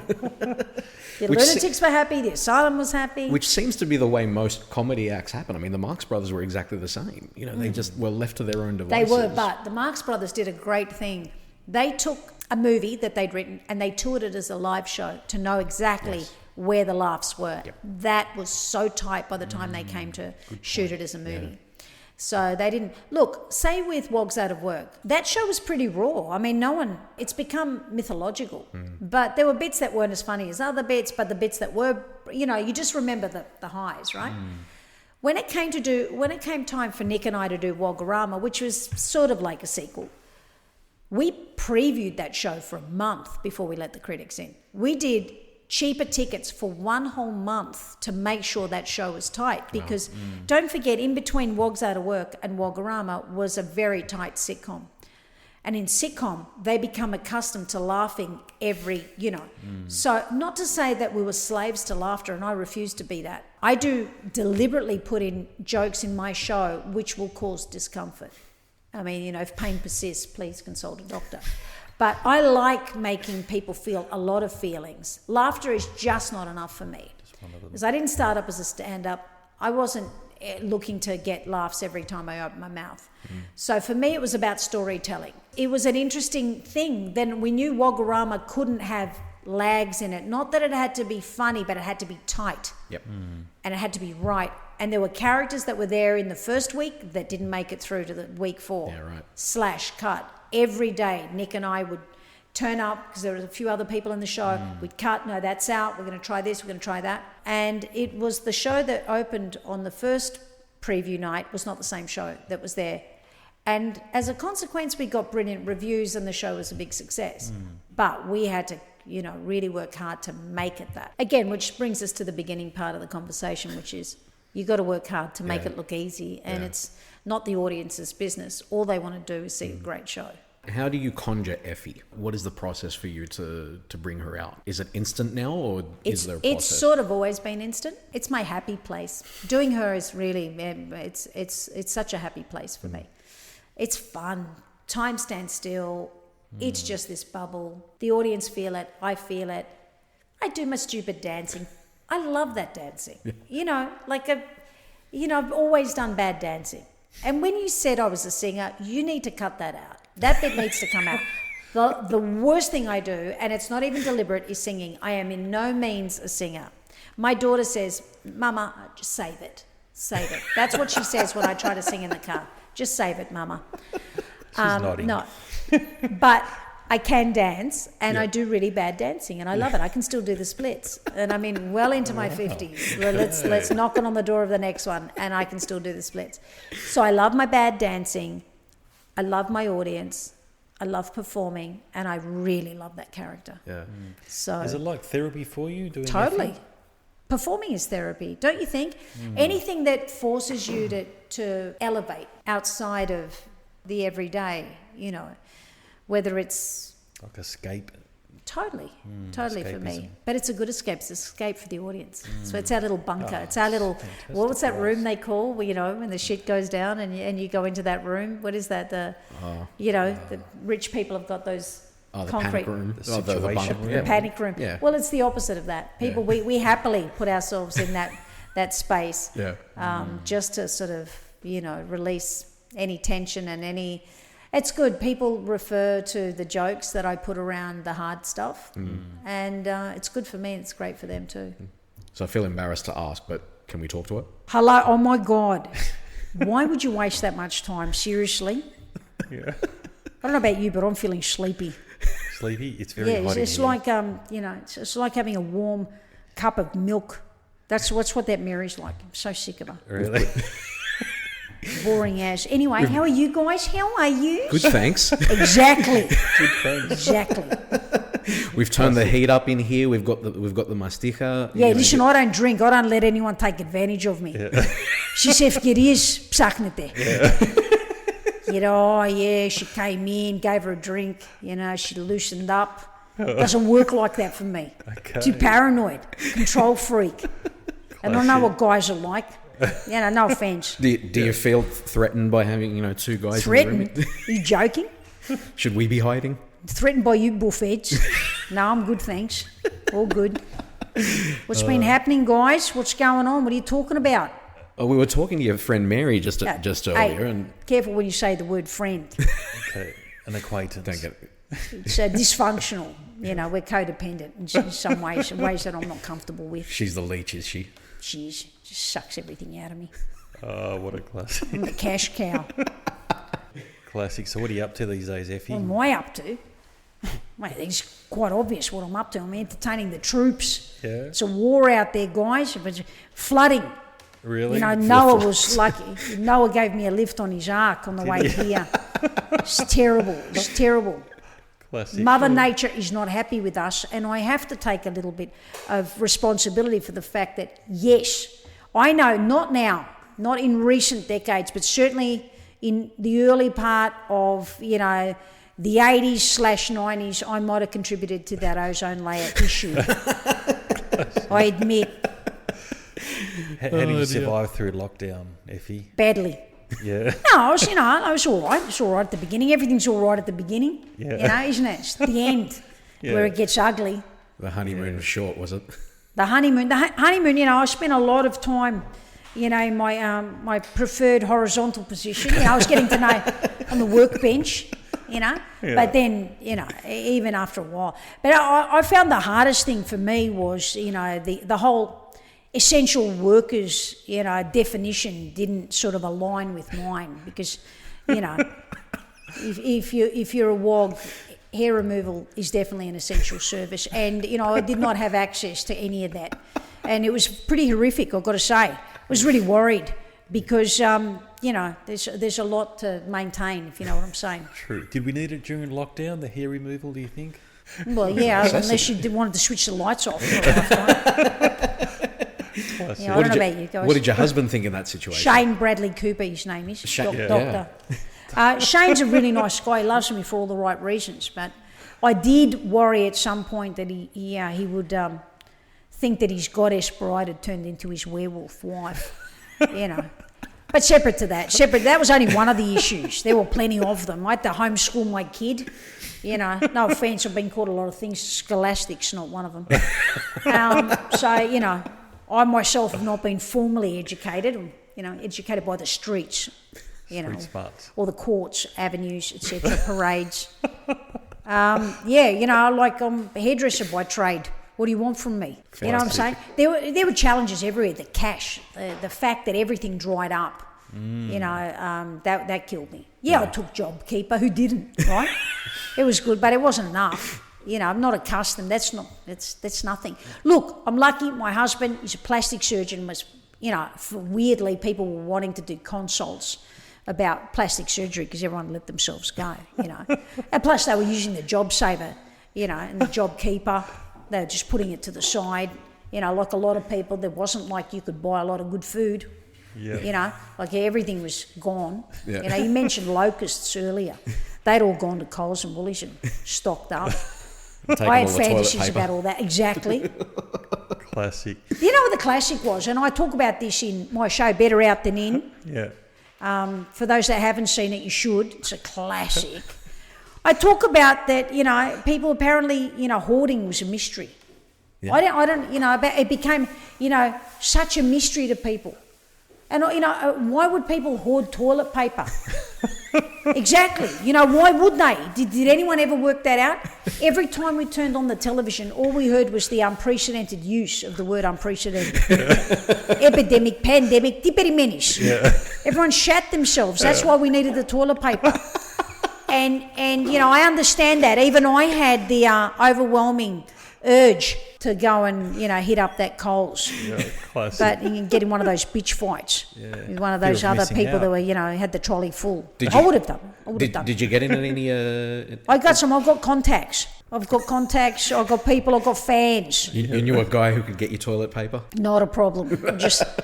Just yeah, put it out there, guys. Effie here. I don't know about you guys. You know, appreciate a roll or two. Suddenly the Mack trucks, you know, pulling up. Beep, beep, beep, beep. You've got some Suddenly free everything's- play.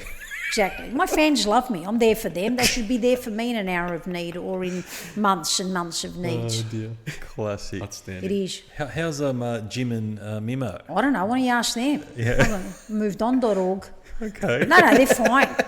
They're fine, I suppose. I mean, you know, look, I've matured since then. I've grown up. I've found my independence. No, they're good. They're good. Yeah. I mean, you know, they're doing their thing. They're trying to survive like the rest of us.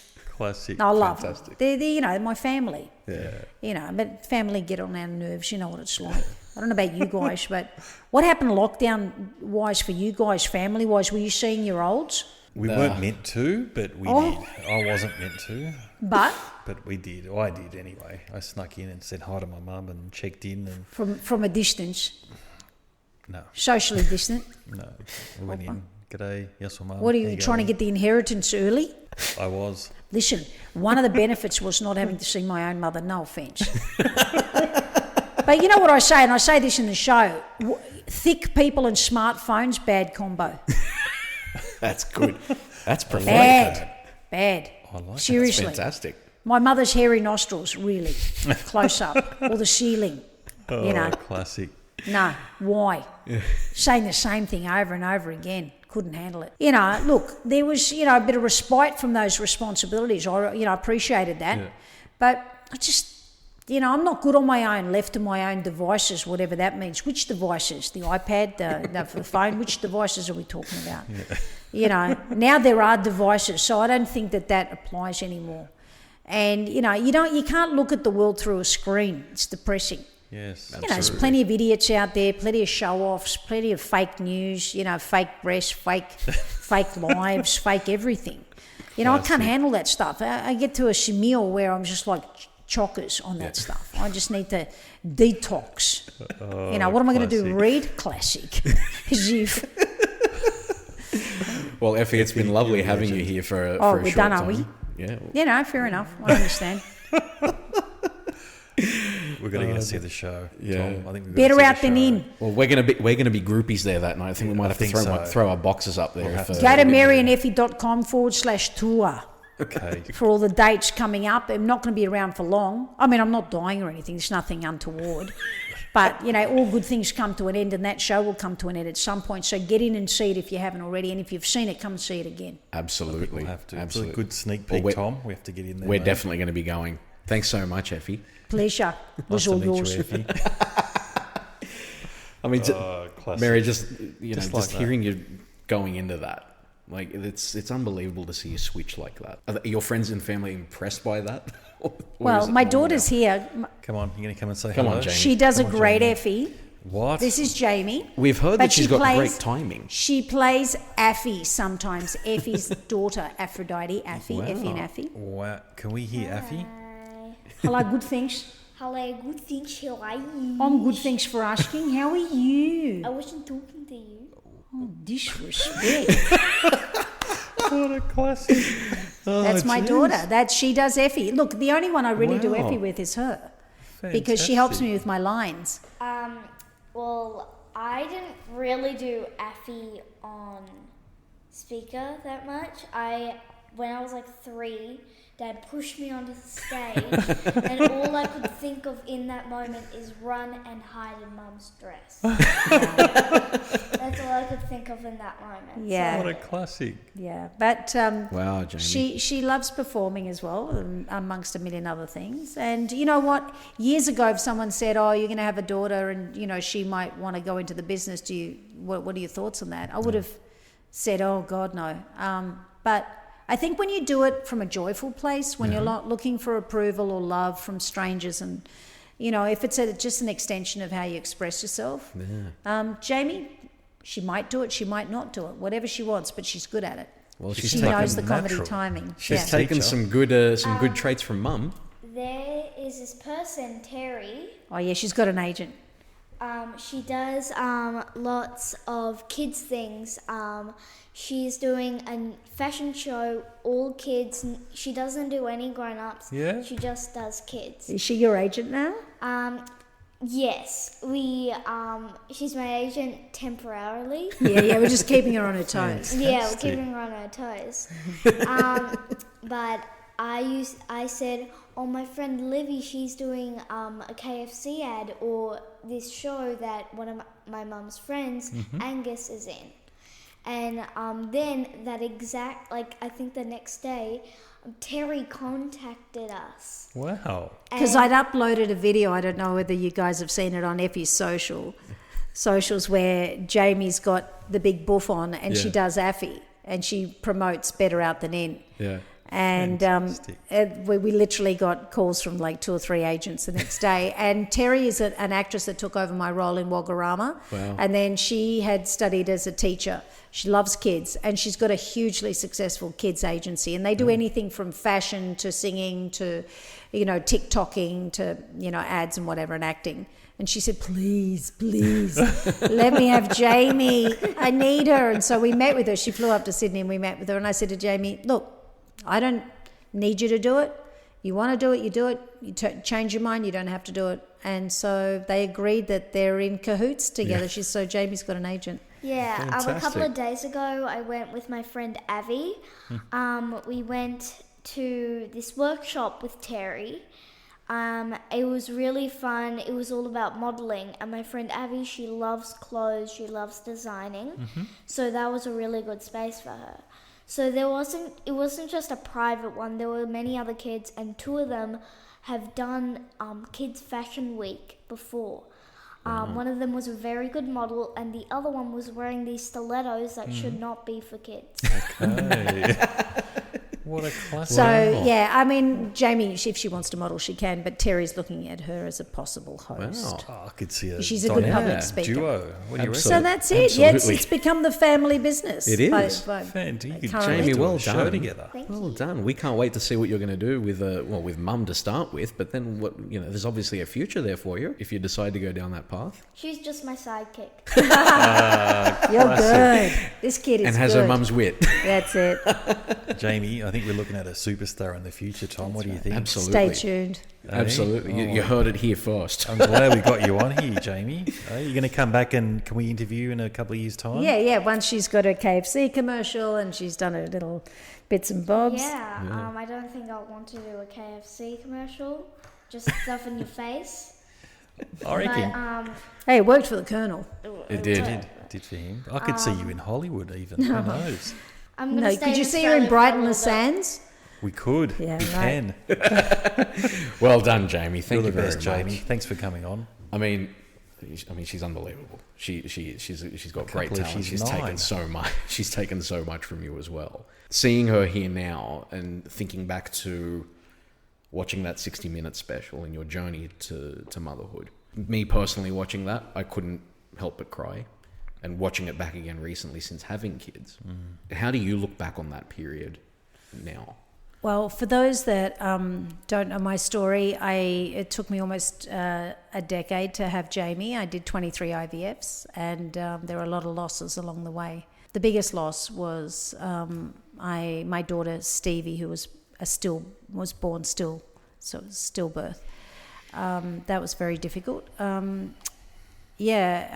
wrote a lot during that period, just trying to make sense of all that was happening to me, and with no idea that I would write a book about it. And then my husband and 2 of my best friends said, there's a book in this. It's because the story had elevated itself beyond anything I could have imagined. So I did write the book, and the book was released. We were looking to do an extract. I didn't want to do the women's magazines because men lose babies too. There are fathers involved, and we don't hear that part of the story enough. So I campaigned that we go with the Good Weekend, and we did. And it was the front page story, and there was 5-page big extract in there. And because it was such a complicated story to tell, because the pregnancy where I lost Stevie, my other daughter, was so complicated that it really should only have been told by me, because, you know, to tell a journalist a story and, you know, to really capture what had happened was going to be difficult. Yeah. So people were able to hear the story from me and read it. And they had more letters to the editor than any other edition of The Good Weekend. Yeah. And 60 Minutes read that story, and the producers rang me on the Monday and said, we really want to do a story about this, and Australian Story were looking at it as well. But I really think for people like me and like us and a lot of the listeners, we deserve to be in the commercial realm. And as much as I love Australian Story and the ABC, I really wanted people to access this story that would automatically go to a commercial station above something that was like the ABC, which my audience wouldn't go to easily. So the story was told, it was captured beautifully. We had Michael Usher, who was the journalist on it, and it was produced beautifully. And the story sold itself, really. It was, I think, it was very difficult. I've got a husband that cries, I say, you know, like Julia Roberts. He's a beautiful crier. I'm a terrible crier. I cry in a very ugly way. It's like my face becomes like a fist when I cry. But there was a lot of dignity to the story, a lot of complication. I think all of Australia, it felt like everyone had watched that, because everywhere I went, and people didn't forget any of the detail. Yeah. People would recall absolute, like they were walking with us through that whole thing. And so the book did really well, and then 60 Minutes wanted to do. I only announced I was pregnant when we shot that story. I didn't tell anyone because I was bleeding a lot through that, which was Jamie, when I was pregnant with Jamie. So we didn't say anything until the last day of the shoot. Yeah. Because I was at that point 22 weeks pregnant, and I was walking around like a bad actress with a handbag in front of my gut the whole time, because I was, you know, obviously pregnant, but I was trying to mask it. So I was you know, with actresses in television shows, they've got them behind filing cabinets and sitting down at desks, and they do all that cheating stuff, and I was trying to do that. And so after this harrowing, heartbreaking story of the loss of my daughter and the lengths that I'd gone to be a mother, when we finally got to reveal that I was pregnant, you know, it felt like you could hear the relief from everyone that was watching it. And then they decided to do a second story, a follow-up story, when Jamie was born. So my husband set up GoPros, because we didn't have them in the operating theatre. But he set up all these GoPros, and we had a playlist, and she came out to the song You Are So Beautiful, that beautiful Roberta Flack song. It just so happened that song came on when she was born. And then 60 Minutes got me coming out on the bed, being rolled out down to my maternity ward and my room. And Michael Usher said the first thing, which I didn't even think about, when he came in and he saw me holding her, and he said, well, if you could say anything now, you know, what would you say? And I said, nothing good comes from giving up, because I wouldn't have this if I did. And I had every reason to give up. Yeah. And it was a very, very difficult journey. Yeah. It was more complicated than anything I'd heard. And yet it was happening to me. Yeah. And it was across 2 continents. You know, I did 15 IVFs here, and then I did 8 in Greece, in Athens. But we got the prize, you know, as my husband, who's a Rabbitohs supporter, says. And my condolences and congratulations for their most recent. But for many years it was condolences for a long time. Because I'm a Collingwood supporter, so I knew his pain. Hang on. Whoa, I wish you didn't bring that up. The Rabbitohs bit. Oh, the Rabbitohs. Stop. Anyway. You can't marry into a Rabbitohs family and not be one. Yeah, I'm one. Part-time casual. No, I did. Look, there's a rule about that. Let me tell you this, Tom. I don't know whether you know this, but so I did a fundraiser for a very good friend of ours whose wife was dying of cancer, and we raised $350,000, and she was able to go to Germany to have this treatment that saved her when she was really gone beyond here. No one else could do anything for her. Not Charlie Teo, nobody. So we raised all this money, and my best friend is the singer of the Baby Animals, Susie DeMarchi. So I asked her, she didn't know the people. We did this huge fundraiser at Technology Park. We raised $350,000, and this woman had 4 children under the age of 12, and the husband, who were very close to my husband. They used to work for him at his advertising agency. So she went to Germany, and she had this treatment, and she survived, and she's alive and well and brilliant, and that was many, many years ago. One of the silent auction items was dinner with Madge. Oh, right. Yeah. And Maguire, the coach at the time of the Rabbitohs. Yeah. I worked very closely with him. Yeah. So my husband bought it, bid on it. We got it. He was thrilled. He said, I just bought a dinner with Madge. So we go to this dinner. We're allowed to take another couple. I took another friend of mine whose husband is the nephew of Ron Coote. He's a Coote as well. Okay. Anyway, so we go to this dinner, and Madge had read my book. Because the book is harrowing, but it's very uplifting as well. You know, it really is more about life than it is about death. And so he was chatting to me about that, and he said, would you do me a favour? Do you think you and George could come and talk to the players and their wives and partners? Oh, wow. I said, yeah. So we did this night where we were down at Woolloomooloo at a restaurant, and they sort of hired it for the night. And George and I, Jamie was probably 6 months old at that point, and we were holding her, and we told the story of, as George, my husband, said, we'd got the wooden spoon for 22 times, and then we won the trophy on the 23rd time. So number 23 is Michael Jordan's number, but it's also ours. It's a famous And I don't want to say much, but it was not long. Maybe a month or two later, we know what happened. They won the trophy. Yep. So we take some pride in knowing that we could have perhaps, because I suppose ultimately what our message was, apart from not giving up, is how important it is to stay galvanised. Yeah. And how much support you can get from the right partner to make all the difference in the world and help with a great outcome. So it just blows me away, the strength of you and the tenacity. 23 times. Most couples would have given up after the second, third, fourth, fifth attempt. Yeah, I'm relentless. Oh my God. We're blown away. We're actually talking about it the other night, and my partner, we saw it as well recently. We're just blown away. We're just scratching our heads. Just the strength in you, it's just mind-boggling. So how did you recover after all those times? How did you get back and say, let's try again? Look, I'll tell you the secret. The secret to me is I have an incredible group of friends. And, as much as I love my husband and my mother, I've got an incredible mother, and my in-laws and my brother, and just I've helped raise a child that's 29 who is just incredible for me. My friends weren't looking to benefit whether I failed or I got there. They weren't my husband, they weren't my in-laws, they weren't my mother who was looking to become a grandmother. And not that I got any pressure from them, but my imagination was that I'm carrying the dreams of others with me. My friends only loved me. And they had the tough conversations with me. They said, why would you be doing this still? You need to stop. You need to stop. Because I'd been through so much physically and so much psychologically. There's so much harrowing stuff that I went through, that we went through. They were in my corner, and I love that. And so with every failed attempt, and there were so many, we'd cry together, and then we'd drink, we'd go out, we'd laugh, They'd sort of, like a $6 million man, they'd rebuild me. My hummingbirds, my pussy posse, I call them. And, they're my chosen family. And I've only got a mother and a brother in terms of, blood relatives in Australia. Everyone's in Florida or in Greece. That's another pull, another reason why it pulls so much for me. But they're my family. And we've chosen each other, and we've been there for each other for all of our ups and downs in life for 3+ decades. Yeah, there's a couple of boys in there, but mostly they're women. And we've grown up together, literally. They're just everything to me. And I wrote that book as a love letter to them, really, because I know the difference that they made.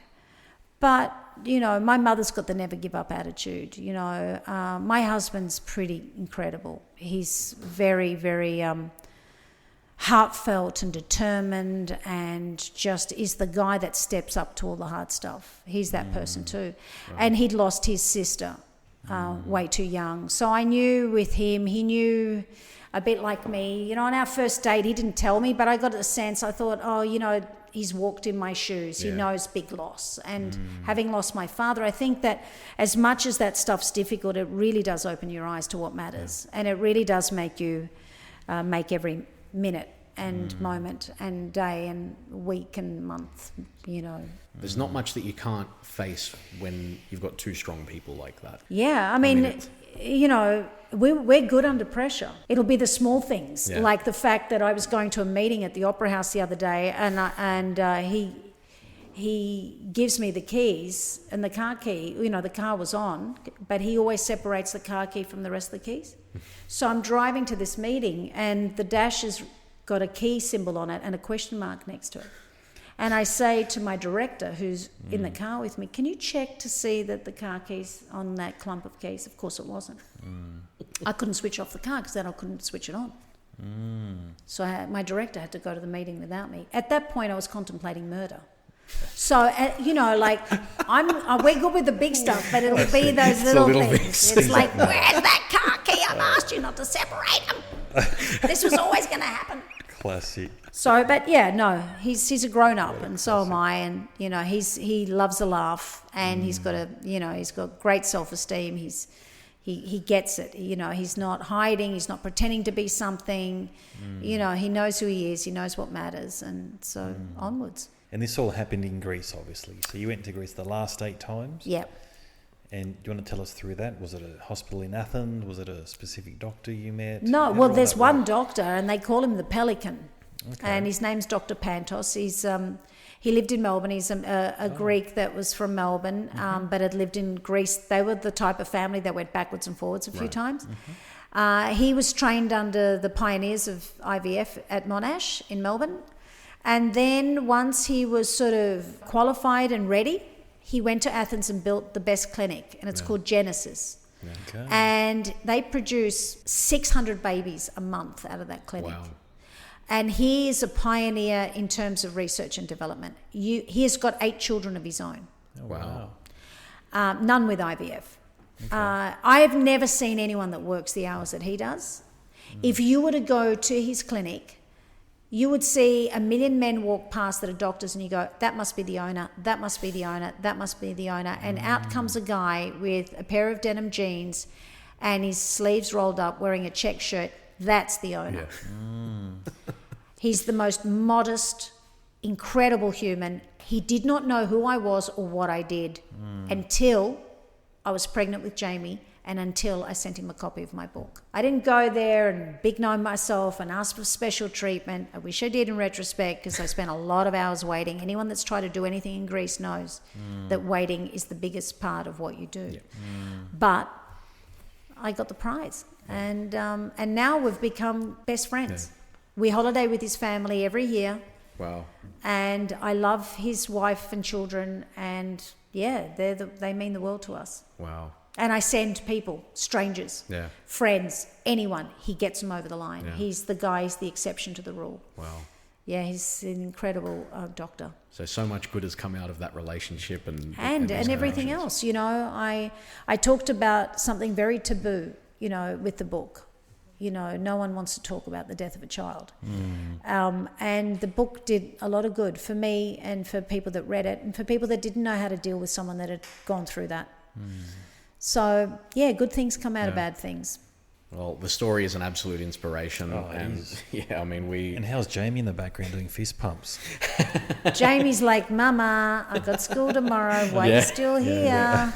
Yeah, well, that is a good point to sort of wrap it all up, Mary. Yeah. Thank you so much for being here. You know, we can't wait to see you live on stage again with your new show. Yeah, please, please, everyone, come and see this show. Yeah, I'm hoping to do something pretty awesome. Come and book your tickets now. Thank you. Don't disappoint Jamie. And who doesn't want to go to the Opera House? And, you know, it's been on my bucket list. Well, I don't want to say bucket, but dream list to perform there. And so I'm really, really excited that that's where it will premiere. Yeah. So May 25th to 29th, Sydney Opera House. An iconic performer at an iconic venue as well. We can't wait. Well said, Tom. Look, Mary, thank you so much for coming in, sharing us your story. And Jamie, thank you for coming in. I just can't believe we got to listen to Jamie. Thank you. Hey, future star in the making, I think. Yeah. And guys, thank you for doing such a great thing. You know, I mean, I know we started this by saying that Greeks, you know, we love a chat, but we love to hear Greeks chat, don't we? Absolutely. And thank you for putting so many voices out there. It really does help us. Yeah, no, look, thank you. Look, pleasure's all ours and our listeners as well. You know, I just can't wait to get this on air and we'll share all the feedback with you. But look, it's been fantastic having you guys here, and we're humbled, I think, Tom. Yeah, What do you absolutely. think? Like I said, you know, grew up watching Mary, inspired by her story, inspired by her performing. Yeah, it's a big moment. Big It moment is. for me. Yeah, look, and it's all due to COVID. Thank you, COVID. That's it. Exactly. See, I told you good things come out of bad things. Absolutely. Definitely, exactly. This is one of them. Look, Absolutely. okay, Tom, I think we should wrap it up, eh? Absolutely. What do you reckon? Absolutely. Nick, thank you for being here. Mary, thank you for being here. Jamie, thank you so much for... Well, thank you, Tom. Thank you, Nick. Thank you, guys. Keep up the great work. And guys, if you're listening, Ouzo Talk at outlook.com. Make sure you follow us on all the social media platforms, Facebook, Instagram, at Ouzo Talk, and at Ouzo_talk as well. Brilliant. Got See that you out, next mate. time. Well done. Thank you, everyone.